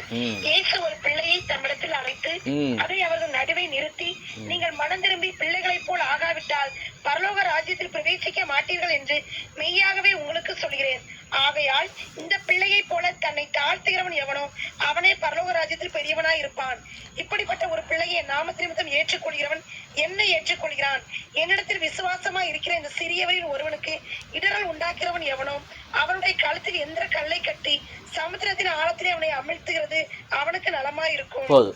பாருங்க, ஒரு சிறு பிள்ளையை குறித்து இங்கே வாசிக்கிறோம். ஆண்டவராக இயேசு சொல்லுகிறார். ஆகவே ஒரு குழந்தை அப்படின்னு யாகேல்ங்கிற பேருக்கு ஒரு குழந்தை அப்படின்னு அர்த்தம். இப்போ ஒரு குழந்தையின் கையில் தான் வெற்றி. பாருங்க, மிகப்பெரிய வெற்றி. அன்றைக்கு தெபோராலும் யாகேலும் என்ன பண்ணுறாங்க, வெற்றி அடைந்து அவர்கள் பாட்டு பாடினார்கள். ஆமென். வெற்றி அடைந்தார்கள். அதற்கு பிற்பாடு 5ஆவது அதிகாரத்தில் அவர்கள் பாடினார்கள். பாட்டு பாடி தீர்க்க தரிசன பாடலாக அந்த பாடலை பாடி கர்த்தருடைய நாமத்தை உயர்த்தினார்கள். ஆனால் இன்றைக்கு நம்மை ஆண்டவர் எப்படி வைத்திருக்கிறார்னா, பாட்டு பாடி பாடியே வெற்றி அடைகிறவர்களாக கர்த்தர் நம்மை வைத்திருக்கிறார். எவ்வளவாய் நாம் பாடுகிறோமோ, எவ்வளவாய் கர்த்தரை புகழ்ந்து அவர் செய்கைகளை விவரித்து அவர் கரத்தின் கிரியைகளை போற்றி நாம் பாடுகிறோமோ, பாட பாட பாட நம்முடைய வாழ்க்கையில் வெற்றி தான். ஆகவே அவர்கள் வெற்றி அடைந்து பாடினார்கள். நம்மை கர்த்தர் பாடி பாடி வெற்றி அடையும்படி வைத்திருக்கிறார். நம்முடைய யுத்தம் பயங்கரமாக ஸ்ட்ரெயின் பண்ணி நம்ம ரொம்ப பிளானெல்லாம் பண்ணி ரொம்ப திட்டமெல்லாம் போட்டு ரொம்ப அதிகமாக உபவாசமெல்லாம் பண்ணி ரொம்ப அதிகமாக பொருள் செலவு செய்து ரொம்ப அதிகமாக உடலை வருத்தி அப்படி ஒரு உலகத்தில் நடக்கிற ஒரு யுத்தம் போல் நம்ம ஒரு யுத்தம் பண்ணணும், அதுதான் நம்முடைய ஆவிக்குரிய வாழ்க்கை போல் இருக்குது அப்படின்னு நீங்கள் நினச்சி பயந்துடக்கூடாது. அப்படி அல்ல. நம்முடைய யுத்தம் எப்படிப்பட்ட யுத்தம், நம்முடைய ஆவிக்குரிய யுத்தம் எப்படிப்பட்டதுன்னா, பாடி பாடி பாடி வெற்றி அடைகிற ஒரு யுத்தம். ஒவ்வொரு முறையும் நம்ம பாடும் பொழுது ஒரு பெரிய வெற்றி நம்மை வந்து அடைகிறது. ஒவ்வொரு முறையும் பாடும் பொழுது பரலோகத்திலிருந்து அந்த யுத்தம், அந்த அதிகாரம், அந்த பறைசாற்றப்படுதல், இது என்னென்னா ஒரு பயங்கரமாக சண்டை போடுறதும் ஆயுதங்களை போட்டுக்கிறதும் ரத்தத்தை ஊற்றுறதும் இப்படிப்பட்ட ஒரு யுத்தம் நமக்கு இருக்கும் போல இருக்குன்னு நீங்கள் நினச்சிக்காதீங்க. அப்படிலாம் இல்லை. இன்றைக்கெல்லாம் ஒரு நாடு இன்னொரு நாட்டை அடிமைப்படுத்துறதுக்கு என்ன பண்ணுறாங்கன்னா ஒப்பந்தம் போடுறாங்க. இந்த ஒப்பந்தங்களின் அடிப்படையிலேயே ஒரு நாடு இன்னொரு நாடு அடிமையாக்கி விட முடியும், ஒன்று செயல்பட முடியாமல் ஆக்கிட முடியும். அதுதான் நம்ம இன்றைக்கி உலக அரசியல் அரங்கத்தில் நம்ம அதை பார்க்குறோம். இன்றைக்கி அமெரிக்கா இருக்குது, ஒன்றும் செய்ய முடியாமல் மற்ற நாடுகள் இருக்குன்னு. என்ன காரணம்னா ஒப்பந்தம் போட்டிருக்காங்க. நீ எனக்கு இதை கொடுக்கணும், உனக்கு நான் இதை கொடுப்பேன், இத்தனாவது வருஷம் வரைக்கும் நம்ம நட்பு நாடாக இருக்கணும், இப்படி இருக்கணும்னு ஒரு ஒப்பந்தம் போட்டுடுறாங்க. இந்த ஒப்பந்தத்தின் நிமித்தமாகவே யுத்தம் பண்ண முடியாமல் போயிடுது, போராட முடியாமல் போயிடுது, ஜெயிக்க முடியாமல் போயிடுது. ஒரு நாடு இன்னொரு நாட்டுக்கு அடிமையாக அவங்க சொல்கிறதுக்கெல்லாம் தலையசைச்சு போகக்கூடிய ஒரு சூழல் ஏற்பட்டுறது. அதான் தந்திரமாக வஞ்சகமாக ஒப்பந்தம் போட வைக்கிறது. உலகத்தில் அப்படி நடக்குது. ஆனால் இங்கே நமக்கு கூட ஆவிக்குரிய வாழ்க்கையில் கூட கர்த்தர் நமக்காக என்ன செய்திருக்கிறார்னா, விரோதமான அந்த ஒப்பந்தங்களை, அந்த பத்திரங்களை முறித்து போட்டு நம்மளை விடுதலை ஆக்கியிருக்காரு. சத்துருவை வெளியரங்கமான கோலமாக்கி வல்லமை இல்லாத ஒருவனாக பயந்து ஓடுகிற ஒருவன். அதனால தான் அவனை குறித்து வேதத்தில் நம்ம வாசிக்கும்போது, பிசாசானவன் எவனை விழுங்கலாமோ என்று கர்ச்சிக்கிற சிங்கத்தை போல அவன் இருக்கிறான். அவன் என்ன செய்கிறானா, சுற்றி வகை தேடி ஓடிக்கொண்டே இருக்கிறானா. பிசாசு ஒரு இடத்துல இருக்கிறதே இல்லை, அவன் ஓடிட்டே இருக்கிறானா. ஏன்னா அவனுடைய அதிகாரமும் வல்லமையும் பறிக்கப்பட்டுருச்சு. யார்கிட்ட இருந்து யாருடைய வாழ்க்கையை அவன் சீரழித்தானோ அவர்களை நீதிமான்களாக்கி பிரிக்க முடியாதபடி ஒரு இணைப்புக்குள்ளே கொண்டு வந்து ஆணி அடித்திருக்காரு. ஸ்ட்ராங்காக உறுதியாக ஆணி அடித்து இணைச்சிருக்காரு. அப்படி அவருடைய கைகளில் அடிக்கப்பட்ட ஆணியின் மூலமாக நாம் இணைக்கப்பட்டிருக்கிறோம். அவருடைய கைகளிலிருந்து ஒருவரும் நம்மை பறித்து கொள்ள முடியாது. பிரிக்க முடியாத அளவிற்கு பெரிய குடும்பத்தில், பரிசுத்த குடும்பத்தில், தேவ குடும்பத்தில் மதிப்புக்குரிய மனிதர்களாக நம்மளை இணைச்சிட்டாரு. அதனால் இப்போ பிசாசு பயந்து ஓடுகிறவனாக இருக்கிறான். அவன் ஓடிக்கிட்டே இருக்கிறான். அவன் யாரையும் எதுக்கிறது இல்லை, யுத்தம் பண்ணுறதில்லை. அவனுக்கு அவன் தப்பிச்சா போதுன்னு நினச்சி அவன் ஓடுகிற ஒரு ஓட்டக்காரனாக அவன் ஓடிட்டு இருக்கிறான். அதை தான் வசனம் அவனை குறித்து அப்படி விவரித்து சொல்லுது. சுற்றி திரிகிறான்னு சொல்லுது. சுற்றி திரிந்து ஓடுகிற ஒருவனாக அவன் இன்னைக்கு மாறி போயிட்டான். அப்படி பயந்து ஓடி ஒளிந்து சுற்றி திரிகிற ஒருவன், அவனோடு தான் நமக்கு யுத்தம். அந்த யுத்தத்தின் முடிவு வெற்றி மணிமகுடத்தில் நாமும் பங்கடையணும், நாமும் அதில் சந்தோஷப்படணும். அதனால் அதை நம்ம கையில் என்ன செஞ்சுருக்கிறாரு, அந்த ஆணியை கொடுத்துருக்கிறார். அவன் ஓடி ஒளிகிறான். அவனை கூடையில் கவுத்தி ஆணி அடிக்க வேண்டியது அந்த பெலன், அதுவும் தெபோரா மூலமாக தீர்க்க தரிசனமாக சொல்லப்பட்டுருச்சு. இப்போ அது நிறைவேற வேண்டியது ஒன்று தான் மீதம் இருக்கிற, பாக்கி இருக்கிற ஒன்று. நாம் அந்த ஆணி அடித்து யாகேலை போல ஒரு குழந்தைகளாக இருந்து பாடி பாடி பாடி பாடி ஆணி அடித்து போட வேண்டியதுதான். சிசரா அவன் தலையில் இந்த யாகேல் ஆணி அடித்து போட்டாள். ஆகவே இயேசு கிறிஸ்து அவன் தலையை நசுக்கி இருக்கிறாரு, ஆணி அடித்து வெற்றி சிறந்துட்டாரு, நம்ம கையில் அவனை ஒப்பு கொடுத்துட்டாரு. இப்போ அந்த யாகேல் என்கிற பெண், ஒரு பெண், அதுதான் மணவாட்டி, அதான் நீங்களும் நானும். பயந்து ஓடி ஒளிஞ்சிற அளவுக்கு அவனுடைய நிலைமை ரொம்ப மோசமாக வெளியரங்கமான கோலமாக்கிட்டார். எந்த ரகசியமும் மர்மமும் இனி அவனுக்குள்ளே இல்லை. அவனை வெளியரங்கமான கோலமாக்கிட்டாரு, நிர்வாணியாக்கிட்டாரு. அவன் வல்லமை அதிகாரத்தை உறிஞ்சிட்டாரு. இப்போ நம்ம கையில் கொண்டு வந்து அவர் ஒப்பு கொடுத்துருக்கிறாரு. அவன் பயந்து ஓடுகிற மனநிலையோடு அவன் பிசாசு இருக்கிறான்.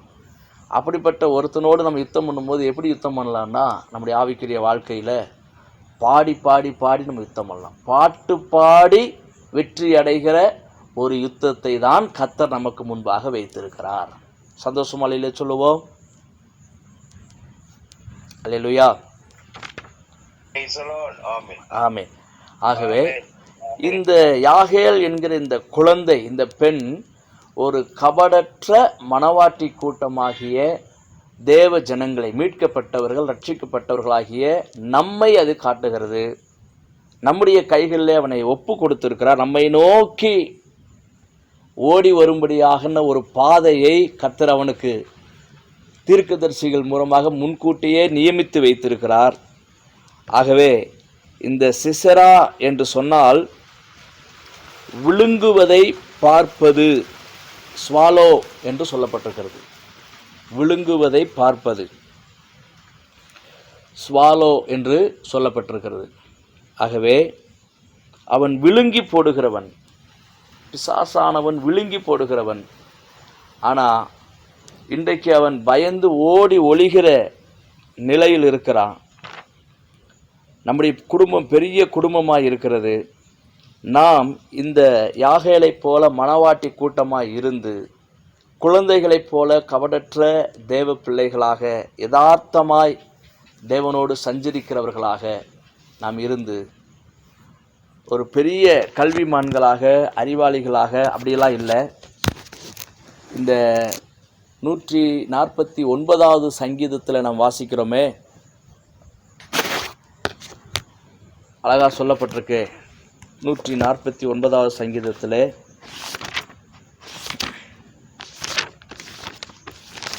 ஒரு வார்த்தையை கூட நாம் வாசிக்கலாம். வாசி. ஆமாம் ஆமாம் அதான். அவர்கள் வாயில் கர்த்தரை உயர்த்தும் துதியும் அவர்கள் கையில் இருபுறமும் கருக்குள்ள பட்டயமும் இருக்கும். ஆமென். எவ்வளோ அழகாக இங்கே சொல்லப்பட்டிருக்கு பாருங்களேன். ஆகவே பகைஞனையும் பழிக்காரனையும் அடக்கி போடுவதற்கு தேவன் நம்முடைய வாயில் என்ன செய்கிறார்? அவருடைய துதியை வைத்திருக்கிறார். 7வது வசனம், அவர்களுடைய ராஜாக்களை அவர்களுடைய ராஜாக்களை சங்கிலிகளாலும் அவர்களுடைய மேன்மக்களை இருப்பு விலங்குகளாலும் கட்டவும் எழுதப்பட்ட நியாய தீர்ப்பை அவர்கள் பேரில் செலுத்தவும் அவர்கள் வாயில் கர்த்தரை உயர்த்தும் துதியும் அவர்கள் கையில் இருபுறமும் கருக்குள்ள பட்டயமும் இருக்கும். ஆமென். எவ்வளோ எழுதப்பட்ட அந்த நியாய தீர்ப்பு, நம்முடைய சத்துருவின் மேலே ஒரு பெரிய நியாய தீர்ப்பு எழுதப்பட்டிருக்கிறது. எழுதப்பட்ட அந்த நியாய தீர்ப்பை செலுத்துவதற்காக கர்த்தர் யாகேலாகிய நம்முடைய வாயில துதியை வைத்திருக்கிறார். ஆகவே நாம் துதிப்போம். துதித்து துதித்து துதித்து வெற்றியடையும்படியாக எழுதப்பட்ட நியாய தீர்ப்பை அவர்கள் பேரில் செலுத்தும்படியாக நம்முடைய யுத்தங்களை கர்த்தர் வடிவமைத்து வைத்திருக்கிறார். ஆகவே சத்துரு இன்றைக்கு சுற்றி கொண்டிருக்கிறான், பயந்து ஓடிக்கொண்டிருக்கிறான், ஒளிந்து கொண்டிருக்கிறான். என்ன செய்வதென்று தெரியாமல் அவன் திகைத்து போய் அங்குமிங்குமாக என்ன செய்வதென்று தெரியாமல் ஓடிக்கொண்டிருக்கிறான். அவனோடு நாம் பாடி பாடி துதித்து துதித்து துதித்து எழுதப்பட்ட நியாய தீர்ப்பை அவன் பேரில் செலுத்தி முற்றிலுமாக அவன் கிரியைகளை அழித்து போடும்படி,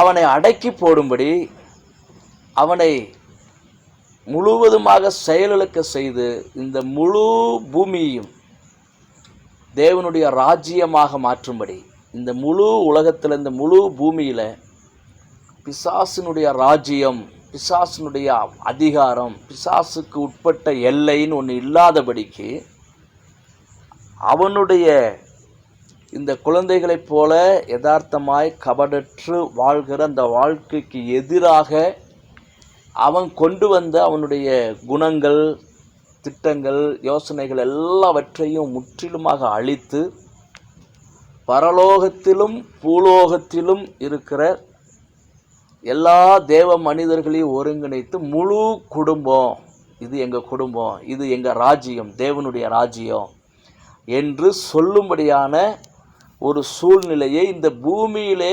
உருவாக்குவதற்காகத்தான் நமக்கு இந்த ஆவிக்குரிய யுத்தம் நம்முடைய வாழ்க்கையில் கொடுக்கப்பட்டிருக்கிறது. ஆமென். இது ரொம்ப எளிமையானது. இதில் எல்லாமே ஏற்கனவே எழுதி முடிக்கப்பட்டிருக்கிறது, நிறைவேற்றி முடிக்கப்பட்டிருக்கிறது. கர்த்தர் எல்லாவற்றையும் மிக நேர்த்தியாக அற்புதமாக செஞ்சு முடிச்சிருக்காரு. நம்மை விடுதலையாக்கி நம்மை அவருடைய குடும்பத்தில் இணைத்து நம்மை அதிகாரம் மிக்கவர்களாக உயர்த்தி வைத்திருக்கிறாரு. இப்போ நாம் அவனுடைய கிரியைகளை அழித்து தேவனுடைய ராஜ்யத்தை இந்த உலகத்தில் நாம் வாழ்கிற இந்த பூமியில் இதை கிறிஸ்துவின் ராஜ்யத்திற்கு நாம் ஆயத்தப்படுத்த வேண்டும். இந்த உலகத்தில் சத்துருவானவனுடைய கிரியைகளை நாம் அழித்து போட வேண்டும். அவனுடைய சிந்தனைகளை, யோசனைகளை முற்றிலும் செயல்படாதபடிக்கு அவனுடைய தலையில் ஆணி அடித்து அது தரையில் உருவ போகிற அளவுக்கு அதை ஒரு முடிவுக்கு கொண்டு வருவதற்கான அந்த கடமையை நம்ம கையில் ஆண்டவர் தந்திருக்கிறார். எத்தனை பேர் இதை ஏற்றுக்க போகிறீங்க? நம்ம கையில் ஆண்டவர் தந்திருக்கிறார். இப்போ நாம் இந்த பூமியில் செயல்படணும். வார்த்தையை வைத்து செயல்பட வேண்டும். பிரசங்கியில் நம்ம வாசிக்கிறோம், ஞானிகளுடைய வார்த்தை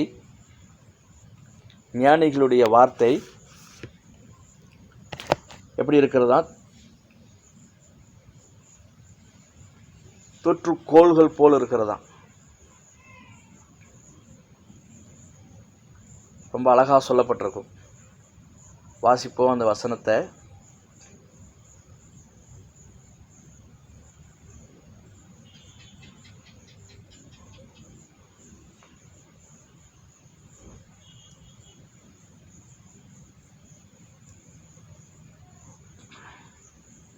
பன்னெண்டாவது அதிகாரத்தில் 11வது வசனம் வாசிப்போம்.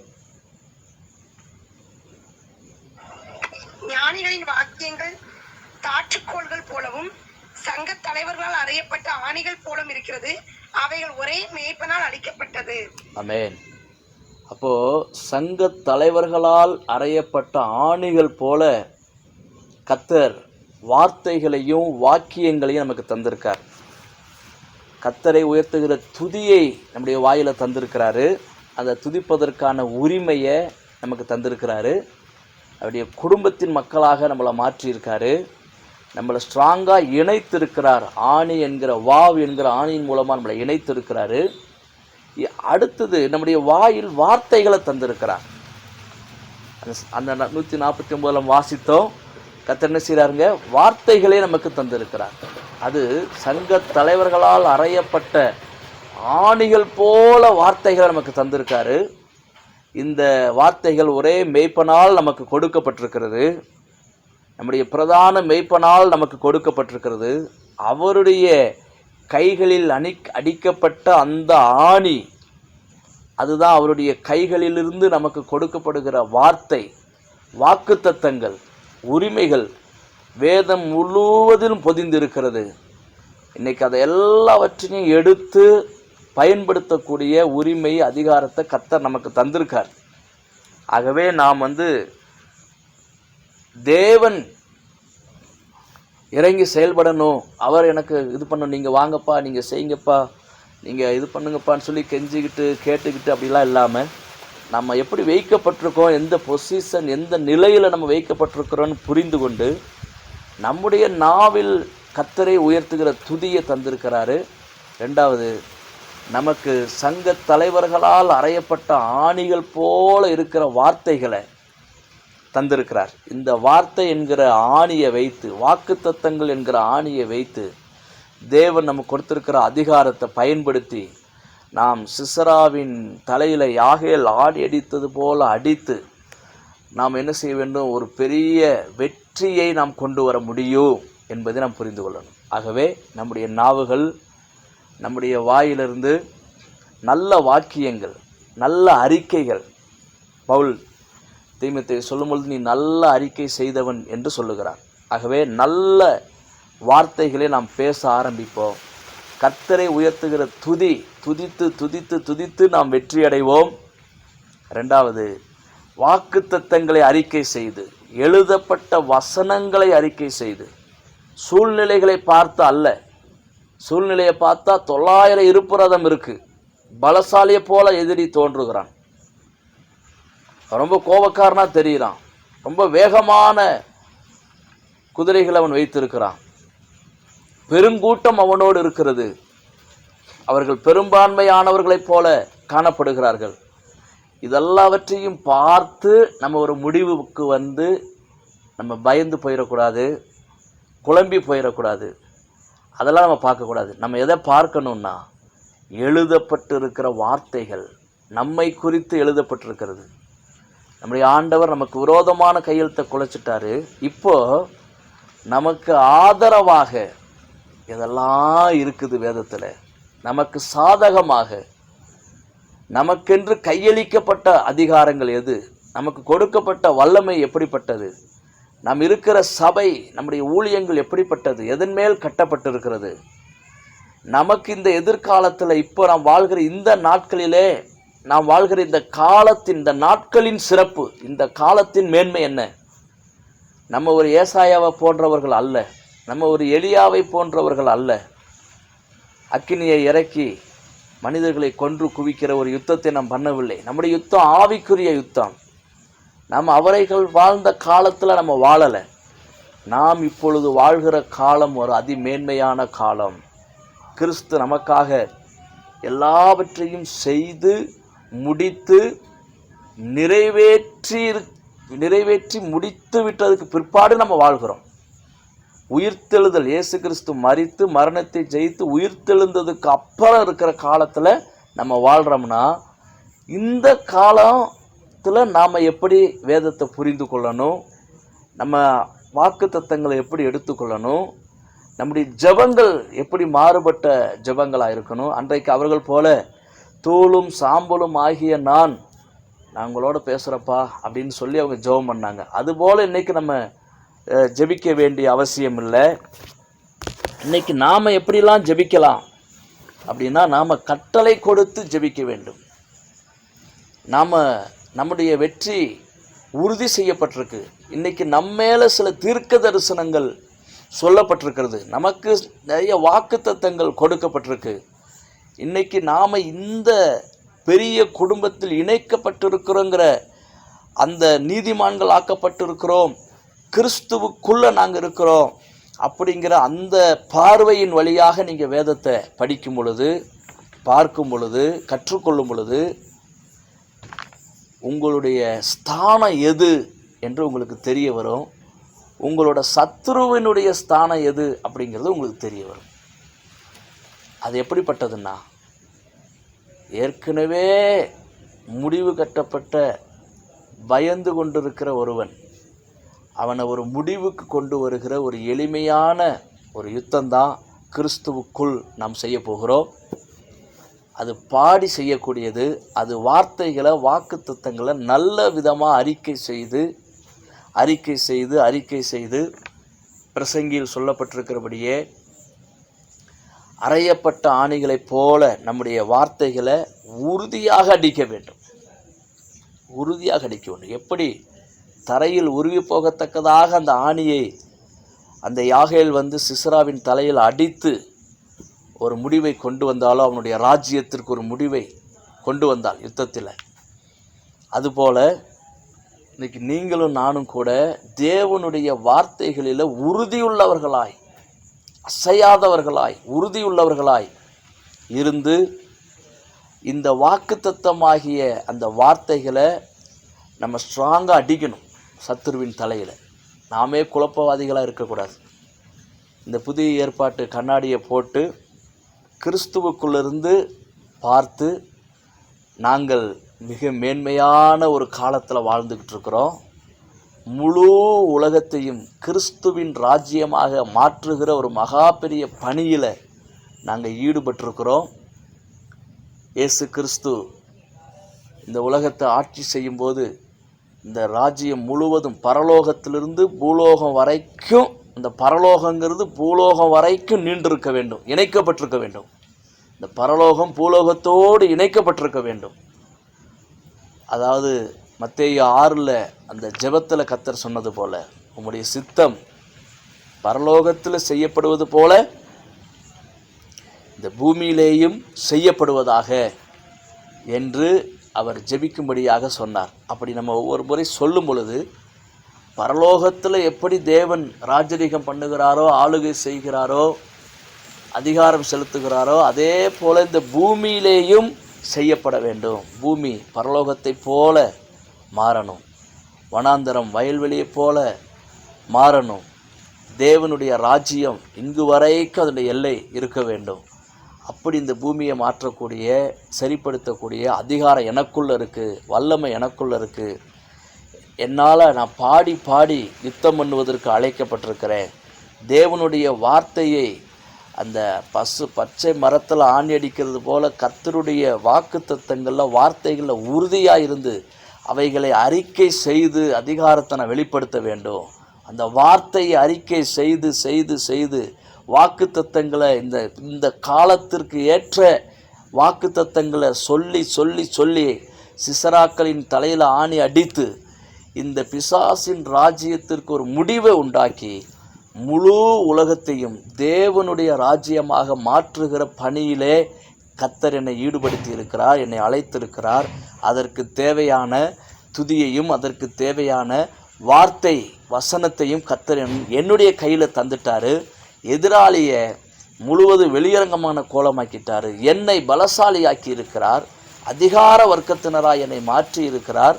ஆகவே எஞ்சி இருக்கிற இந்த வேலையை நான் செய்து முடிக்கத்தான் வேண்டும்.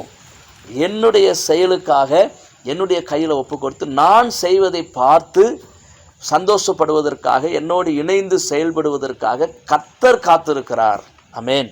நாம் கர்த்தருக்காக காத்திருக்கிற காலங்கள் அல்ல. கர்த்தர் நாம் எப்போ செயல்பட போகிறோம், நாம் எப்போ பொறுப்புள்ளவர்களாக களத்தில் இறங்க போகிறோம், இந்த உண்மைகளை எல்லாம் புரிந்து கொண்டு தைரியம் அடைந்து பலன் அடைந்து சந்தோஷமாக பாட்டு பாடி துதித்து பாடிக்கிட்டு வாக்கு தத்த வார்த்தைகளை கையில் பிடிச்சிக்கிட்டு வாயில் எடுத்துக்கிட்டு அதை உறுதியாய் ஆணி அடிக்கிறது போல் அடிக்கிற மனநிலையோட மகிழ்ச்சியாக களத்தில் இறங்கி இந்த முழு உலகத்தையும் மாற்றுகிற இந்த வேலையை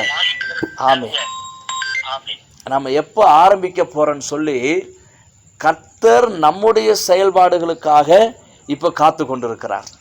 அல்லேலூயா, அல்லேலூயா. ஆகவே நாம் இப்போ களத்தில் இறங்கி செயல்படணும். நாம் யாருக்காகவும் காத்திருக்க வேண்டியதில்லை.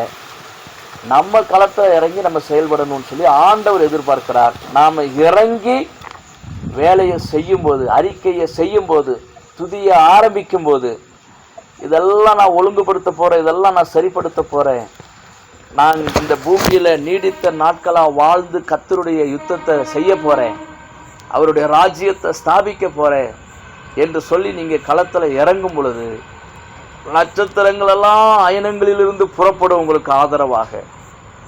யுத்தம் வானத்திலேயும் செய்யப்படும். தேவ ராஜ்யம் உங்கள் பக்கத்தில் நிற்கும், உங்களுக்கு ஆதரவாக இருக்கும். இயேசு இந்த மகா பெரிய வேலையை செய்வதற்காக அவர் இறங்கி காரியங்களை நடப்பித்த போது தேவனுடைய மனிதர்கள் பரலோக குடும்பத்திலிருந்து வந்து அவரோடு பேசினார்கள், அவருக்கு உதவிகள் செய்தார்கள். தேவனுடைய தூத சேனைகள் இறங்கி வந்து அவருக்கு பணிவிடை செய்தார்கள். ஆகவே நீங்களும் இன்றைக்கு இந்த பெரிய குடும்பத்தில் நான் இணைஞ்சிருக்கிறேங்கிறத கொஞ்சம் கற்பனை செஞ்சு பாருங்கள், நினச்சி பாருங்கள். உங்கள் ஆவியில் உங்களை அந்த குடும்பத்தோடு இணைச்சிக்கங்க. கண்டிப்பாக உங்கள் வீடுகளிலும் நீங்கள் தூதர்களுடைய உதவியை நீங்கள் பெறுவீர்கள். தேவனுடைய தூதர்கள் நமக்கு உதவி செய்வதற்காக அனுப்பப்பட்டிருக்காங்க. அவங்க காத்திருக்கிறாங்க. இந்த உலகத்தை தேவமயமாய் தேவரகமாய் பரலோகத்தை போல மாற்றுகிற அந்த திட்டத்தில் அவர்களும் தங்களை இணைத்திருக்காங்க. நீங்கள் ஒரு அடி எடுத்து வைத்து இறங்கி செயல்பட ஆரம்பிக்கும் போது தேவ ராஜ்யம் உங்களோடு செயல்படும். தேவனுடைய தூதர்கள் உங்களோடு சேர்ந்து ஊழியம் செய்வார்கள். நட்சத்திரங்கள் தங்கள் அயனங்களிலிருந்து புறப்படும். வெற்றி நம்முடையதாக முன்னதாகவே தீர்க்க தரிசனமாக உரைக்கப்பட்டிருக்கிறது. ஆமீன். உடைய தோல்வி முன்னதாகவே தீர்மானிக்கப்பட்டிருக்கு, சத்துருவின் தோல்வி. இத்தனையும் தெரிந்து இத்தனையும் இருந்ததுக்கு அப்புறமும் நம்ம சும்மா இருக்கவே கூடாது. சும்மா இருக்கலாமா? சொல்லுங்க சொல்லுங்க, சும்மா இருக்கலாமான்னு? சும்மா இருக்கவே கூடாது. ஆமீன். ஆகவே நாம் சந்தோஷமாக உற்சாகமாக தைரியமாக என்ன செய்வோம்? வேதத்தை எடுத்துக்குவோம், கர்த்தரை துதித்து பாட ஆரம்பிப்போம். இந்த உலகம்தான் நம்முடைய களம். நாம் செயல்படுத்த வேண்டிய, நம்ம செயல்பட வேண்டிய களம் பரலோகம் அல்ல, வான மண்டலங்கள் அல்ல. இந்த பிரபஞ்சம், இந்த உலகம், இந்த பூமி, நாம் வாழ்கிற கிராமம் பட்டணம் இயேசுவுக்கு சொந்தமாகணும். அது கிறிஸ்துவின் ராஜ்யத்துக்கு உட்பட்ட எல்லையாக மாறணும் என்பதில் நாம் முழு கவனத்தை செலுத்த வேண்டும். செலுத்துகிற காலம் இது.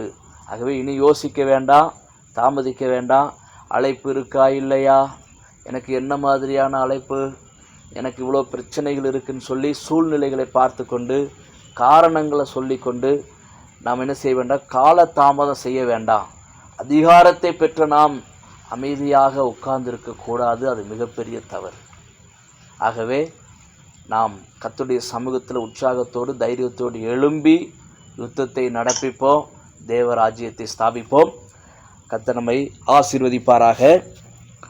இப்போ நம்ம அந்த 6வது வார்த்தை நான் செய்தியதோடு முடிக்கிறேன். ஜெபம் பண்ணி முடிக்கலாம். ஆமென். ஆனால் இந்த 6வது எழுத்து வாவுன்னு சொன்னமே, இந்த எழுத்தை குறித்து எனக்கு கொஞ்சம் சந்தேகம் இருக்குது. யாராவது தெரிஞ்சவங்க இருந்தால் சொல்லுங்கள். அந்த இந்த எபிரேய எழுத்தில் 22 எழுத்துக்களில் மிகவும் சின்ன எழுத்து என்று சொல்லப்படுகிற எழுத்து எது? யோது தான் மிகவும் சின்ன எழுத்து இல்லையா? ஓகே, யோதுங்கிறது ரொம்ப சின்ன எழுத்து அதுதான் இல்லையா? 10வது எழுத்து. ஓகே, நீங்கள் எல்லாம் எபிரேயம் படிக்கிறதுனால உங்களுக்கு தெரிஞ்சிருக்கும். நான் இன்னும் நிறையா அதை படிக்கலை. ஓகே, இதில் இன்னைக்கு உள்ள வார்த்தைகளில் எத்தனை பேர் சந்தோஷமாக திருப்தி அடைஞ்சிங்க, உற்சாகப்படுத்தப்பட்டீங்க? உங்கள் கருத்துக்களை நீங்கள் சொல்லலாம். ஓகே, 6வது எழுத்து தான் இந்த இந்த வாவுங்கிற எழுத்து. அது கரெக்டு தானே? அது கரெக்ட். ஓகே ஓகே சரி. ஓகே, நம்முடைய செய்தியில் நம்ம இன்னைக்கு ஒரு நல்ல விஷயத்தை சிந்தித்தோம். தேவன் எப்படிப்பட்ட காரியங்களை சிலுவையில் ஆணி அடித்து செய்து முடித்திருக்கிறார், நம்மை இணைத்திருக்கிறார், நம்மை வல்லமையுள்ளவர்களாகி இருக்கிறார், சத்துருவை பலவீனமானவனாக வெளியரங்கமான கோலமாக்கி ஆணி அடித்திருக்கிறார் என்கிற செய்தியை நம்ம இன்னைக்கு சிந்தித்தோம். ஆகவே நம்முடைய யுத்தம், நம்முடைய ஆவிக்குரிய யுத்தம் ரொம்ப எளிமையானது. அதில் வாவ் என்கிற ஆணி என்கிற ஆயுதத்தை அவர் பயன்படுத்தினார். அதை நாம் யாகேலின் வாழ்க்கையின் வழியாக விவரித்து சிந்தித்தோம். நாம் தான் மனவாட்டிகளாக இருக்கிறோம், குழந்தைகளைப் போல் இருக்கிறோம். நம்முடைய வாயில் துதி இருக்கிறது, நம்முடைய வாழ்க்கையிலே வாக்குத்தத்தங்களை தந்திருக்கிறார். இவைகளில் நாம் உறுதியாக இருந்து நாம் வாழ்கிற காலம் உயிர்த்தெழுதலுக்கு பிற்பாடு உள்ள ஒரு மிக பெரிய ஆச்சரியத்தை உள்ளடக்கிய ஒரு சிறப்பான காலம். இதுக்கு முன்னால் வாழ்ந்த எல்லா மனிதர்களை, வேதாகம புருஷர்களை காட்டிலும் நாம் விசேஷமானவர்கள். கிறிஸ்துவின் அன்பை விட்டு நம்மை ஒருவராலும் எந்த சக்தியாலும் பிரிக்க முடியாதபடி நாம் இணைத்து கட்டப்பட்டிருக்கிறோம். ஆகவே நாம் தைரியமாக இறங்கி களத்தில் யுத்தம் பண்ணலாம். அப்படியே கயிறு இடுப்பில் கயிறை கட்டிக்கிட்டு தண்ணிக்குள்ளே முத்தெடுக்க போவாங்க கடலுக்குள்ளே. அந்த கயிறை கரையில் இருக்கிறவங்க பிடிச்சிட்டு இருப்பாங்க. அதுபோல் இயேசு நம்மை இணைத்து கட்டி நம்மை களத்தில் இறக்கி இருக்கிறாரு. கயிறு அவருடைய கையில் இருக்குது. அவருடைய கைகளிலிருந்து நம்ம யாரும் பறித்து கொள்ள முடியாது. ஆகவே தாராளமாக நம்ம இறங்கி இந்த உலகத்தை பண்படுத்தலாம், இந்த உலகத்தை காவல் காக்கலாம், இந்த உலகத்தை சீர்திருத்தலாம், இந்த உலகத்தை கிறிஸ்துவுக்கு நேராக திருப்பலாம், இந்த உலகத்தை கிறிஸ்துவின் ராஜ்யமாக மாற்றலாம். இயற்கையின் மேலும், மனிதர்கள் மேலும், அரசாங்கத்தின் மேலும், எல்லா உயிரினங்கள் மேலும் நமக்கு அதிகாரம் கொடுக்கப்பட்டிருக்கிறது. அதை நம்ம ஜெயிக்க முடியும். இப்படிப்பட்ட ஒரு காலத்தில் நம்ம வாழ்கிறோம். இயேசு நமக்காக இதையெல்லாம் செஞ்சிருக்கிறாரு என்கிற நல்ல செய்தியை நாம் இன்றைக்கு சிந்தித்திருக்கிறோம், நாம் இன்றைக்கு தியானித்திருக்கிறோம். எத்தனை பேருக்கு மகிழ்ச்சி? வேறு ஏதாவது கேள்வி இருந்தால் நீங்கள் கேட்கலாம், அல்லது உற்சாகமான பதில்கள் இருந்தாலும் சொல்லலாம். சாட்சிகள், பதில்கள் இருந்தால் சொல்லலாம், சந்தேகம் இருந்தால் கேட்கலாம். நம்ம ஜெபம் பண்ணி நிறைவு செய்ய போகிறோம். யாராவது ஏதாவது சொல்லணும்னா சொல்லலாம். ஜெபம் பண்ணுவோமா?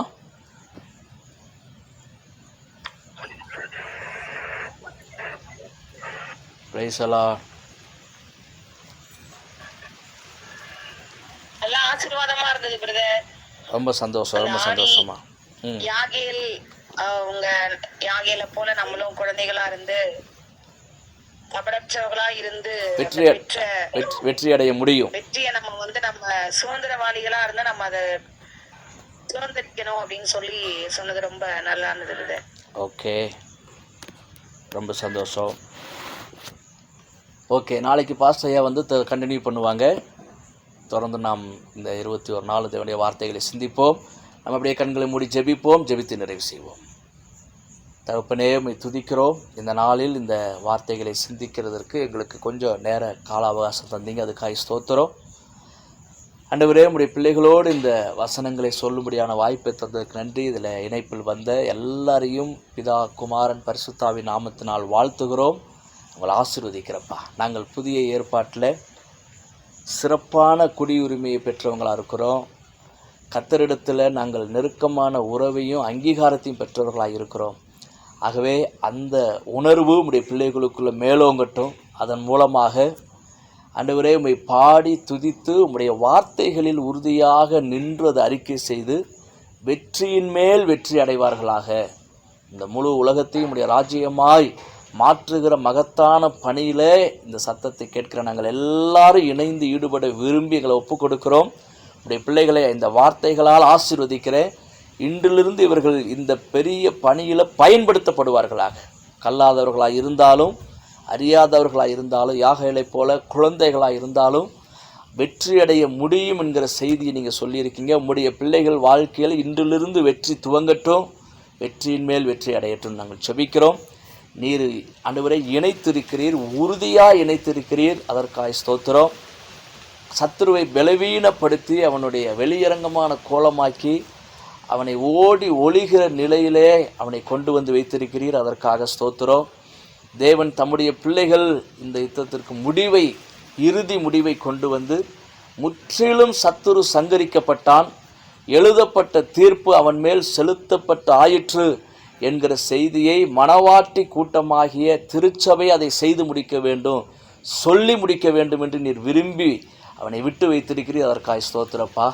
அதை நாங்கள் செய்து முடிக்க, நம்முடைய பிள்ளைகள் செய்து முடிக்க இந்த நாளிலிருந்து அவங்களை பயன்படுத்தி அவங்க இருக்கிற கிராமத்தில், பட்டணத்தில், எல்லையில் உங்களுடைய பிள்ளைகளை அதிக வல்லமையாய் பயன்படுத்தணும். உங்களுடைய அதிகாரம், வல்லமை, அற்புதம் அவர்களிலிருந்து வெளிப்படணும் என்று சொல்லி உங்களை வாழ்த்தி ஜெபிக்கிறோம். வல்ல கரத்தில் ஒப்பு கொடுக்குறோம். இந்த சத்தத்தை கேட்டதுனால, இந்த நேரத்தை ஒதுக்கி அமர்ந்திருந்ததுனால, உம்முடைய உறவுக்கு முக்கியத்துவம் கொடுத்ததுனால, நீர் இவர்களை எவ்வளோ கனத்திற்குரியவர்களாக எண்ணுகிறீர் என்கிற அந்த கற்பனை பண்ணி அதை நினைத்து பார்த்ததுனால் உம்முடைய பிள்ளைகளுடைய ஆவி பலப்படுத்தப்படட்டும். கர்த்தர் தம்முடைய பெரிய ஆசீர்வாதங்கள் உங்கள் வாழ்க்கையை சுதந்திரிக்கட்டும். இதெல்லாம் செய்து முடிக்காமல், இதை நினைக்காமல், இதை பேசாமல், இதை செய்து முடிக்க முடியாமல் அவங்க சிந்தனையை திசை திருப்புகிற ஆண்டவரே கிரியைகள் அழிக்கப்படட்டும். சிந்தனையை திசை திருப்புகிற அவருடைய கிரியைகளெல்லாம் அழியட்டும். இதை செய்து முடிக்க முடியாமல், மனதை செலுத்த முடியாமல் அவர்களை அழுத்துகிற உலக பாரங்கள், உலக கவலைகள், பற்றாக்குறைகள், கடன்கள், இப்படிப்பட்ட போராட்டங்கள், தடைகள், வியாதிகள், பலவீனங்கள் எல்லாம் இந்த சத்தத்தை கேட்கிற பிள்ளைகளுடைய குடும்பத்திலிருந்து, வாழ்க்கையிலிருந்து, சரீரத்திலிருந்து விலகி போவதாக. எல்லா தடைகளும் விலகட்டும் என்று ஜெபிக்கிறப்ப இயேசுவின் நாமத்தில் கட்டளையிடுகிறோம். அவைகள் விலகுவதாக, விலகி போ என்று கட்டளையிடுகிறேன். ஒரு உற்சாகமும், ஒரு பலனும், ஒரு விடுதலையும், ஒரு சுகமும் வரட்டும். கர்த்தருக்கென்று உற்சாகமாய் ஓடுவார்களாக, எழும்புவார்களாக, காரியங்களை நடப்பிப்பார்களாக, அதிகாரத்தை செலுத்துவார்களாக, அறிக்கை செய்வார்களாக என்று சொல்லி வாழ்த்தி ஆசீர்வதிக்கிறோம். கர்த்தர் அப்படி செய்கிறீர். எங்கள் ஜெபத்தை இந்த இரவு நேரத்தில் கேட்டீங்க ஆண்டவரே, அதற்காக உமக்கு ஸ்தோத்திரம். இயேசுவின் நாமத்தில் இந்த வாய்ப்பை தந்த பாஸ்டர் ஐயா குடும்பத்தை, பிள்ளைகளை, சபையை ஆசீர்வதிக்கிறோம். இணைப்பில் இருக்கிற ஒவ்வொருவரையும் வாழ்த்துகிறோம். கிருபை எங்களோடு இருக்கட்டும். நாங்கள் இணைந்து ஒருமனப்பட்டு முழு குடும்பமாக இருந்து பெரிய காரியங்களை இந்த உலகத்தில் செய்து முடிக்கும்படி எங்களை பயன்படுத்துவீராக. இயேசுவின் நாமத்தில் ஜெபிக்கிறோம் நல்ல பிதாவே, ஆமென். ஆமென் சொல்லுவோம். ஆமென், ஆமென். எதிர்த்து வரும் எரிகோவை தகத்தெறியும் வல்லமை, தடுத்து நிற்கும் சாத்தானை முறித்தெறியும் வல்லமை, அக்கினியில் நடந்தாலும் எரிந்திடாத வல்லமை, தண்ணீரிலே நடந்தாலும் மூழ்கிடாத வல்லமை. ராஜா இயேசு நம்ம பக்கமே, அவர் சேனை என்றும் நம்ம பக்கமே. ராஜா இயேசு நம்ம பக்கமே, அவர் சேனை என்றும் நம்ம பக்கமே. வெற்றி வெற்றி வெற்றி வெற்றியே, வெற்றி வெற்றி வெற்றி வெற்றியே. உனக்கு விரோதமாய் எழும்பும் ஆயுதம் வாய்க்காதே வாய்க்காதே. உனக்கு விரோதமாய் எழும்பும் ஆயுதம் வாய்க்காதே வாய்க்காதே. ஒரு வழியாய் வருவான் எதிரி, ஏழு வழியாய் ஓடுவான். ஒரு வழியாய் வருவான் எதிரி, ஏழு வழியாய் ஓடுவான். வெட்கப்பட்டு போவதில்லையே, நீ வெட்கப்பட்டு போவதில்லையே, வெட்கப்பட்டு போவதில்லையே, நீ வெட்கப்பட்டு போவதில்லையே.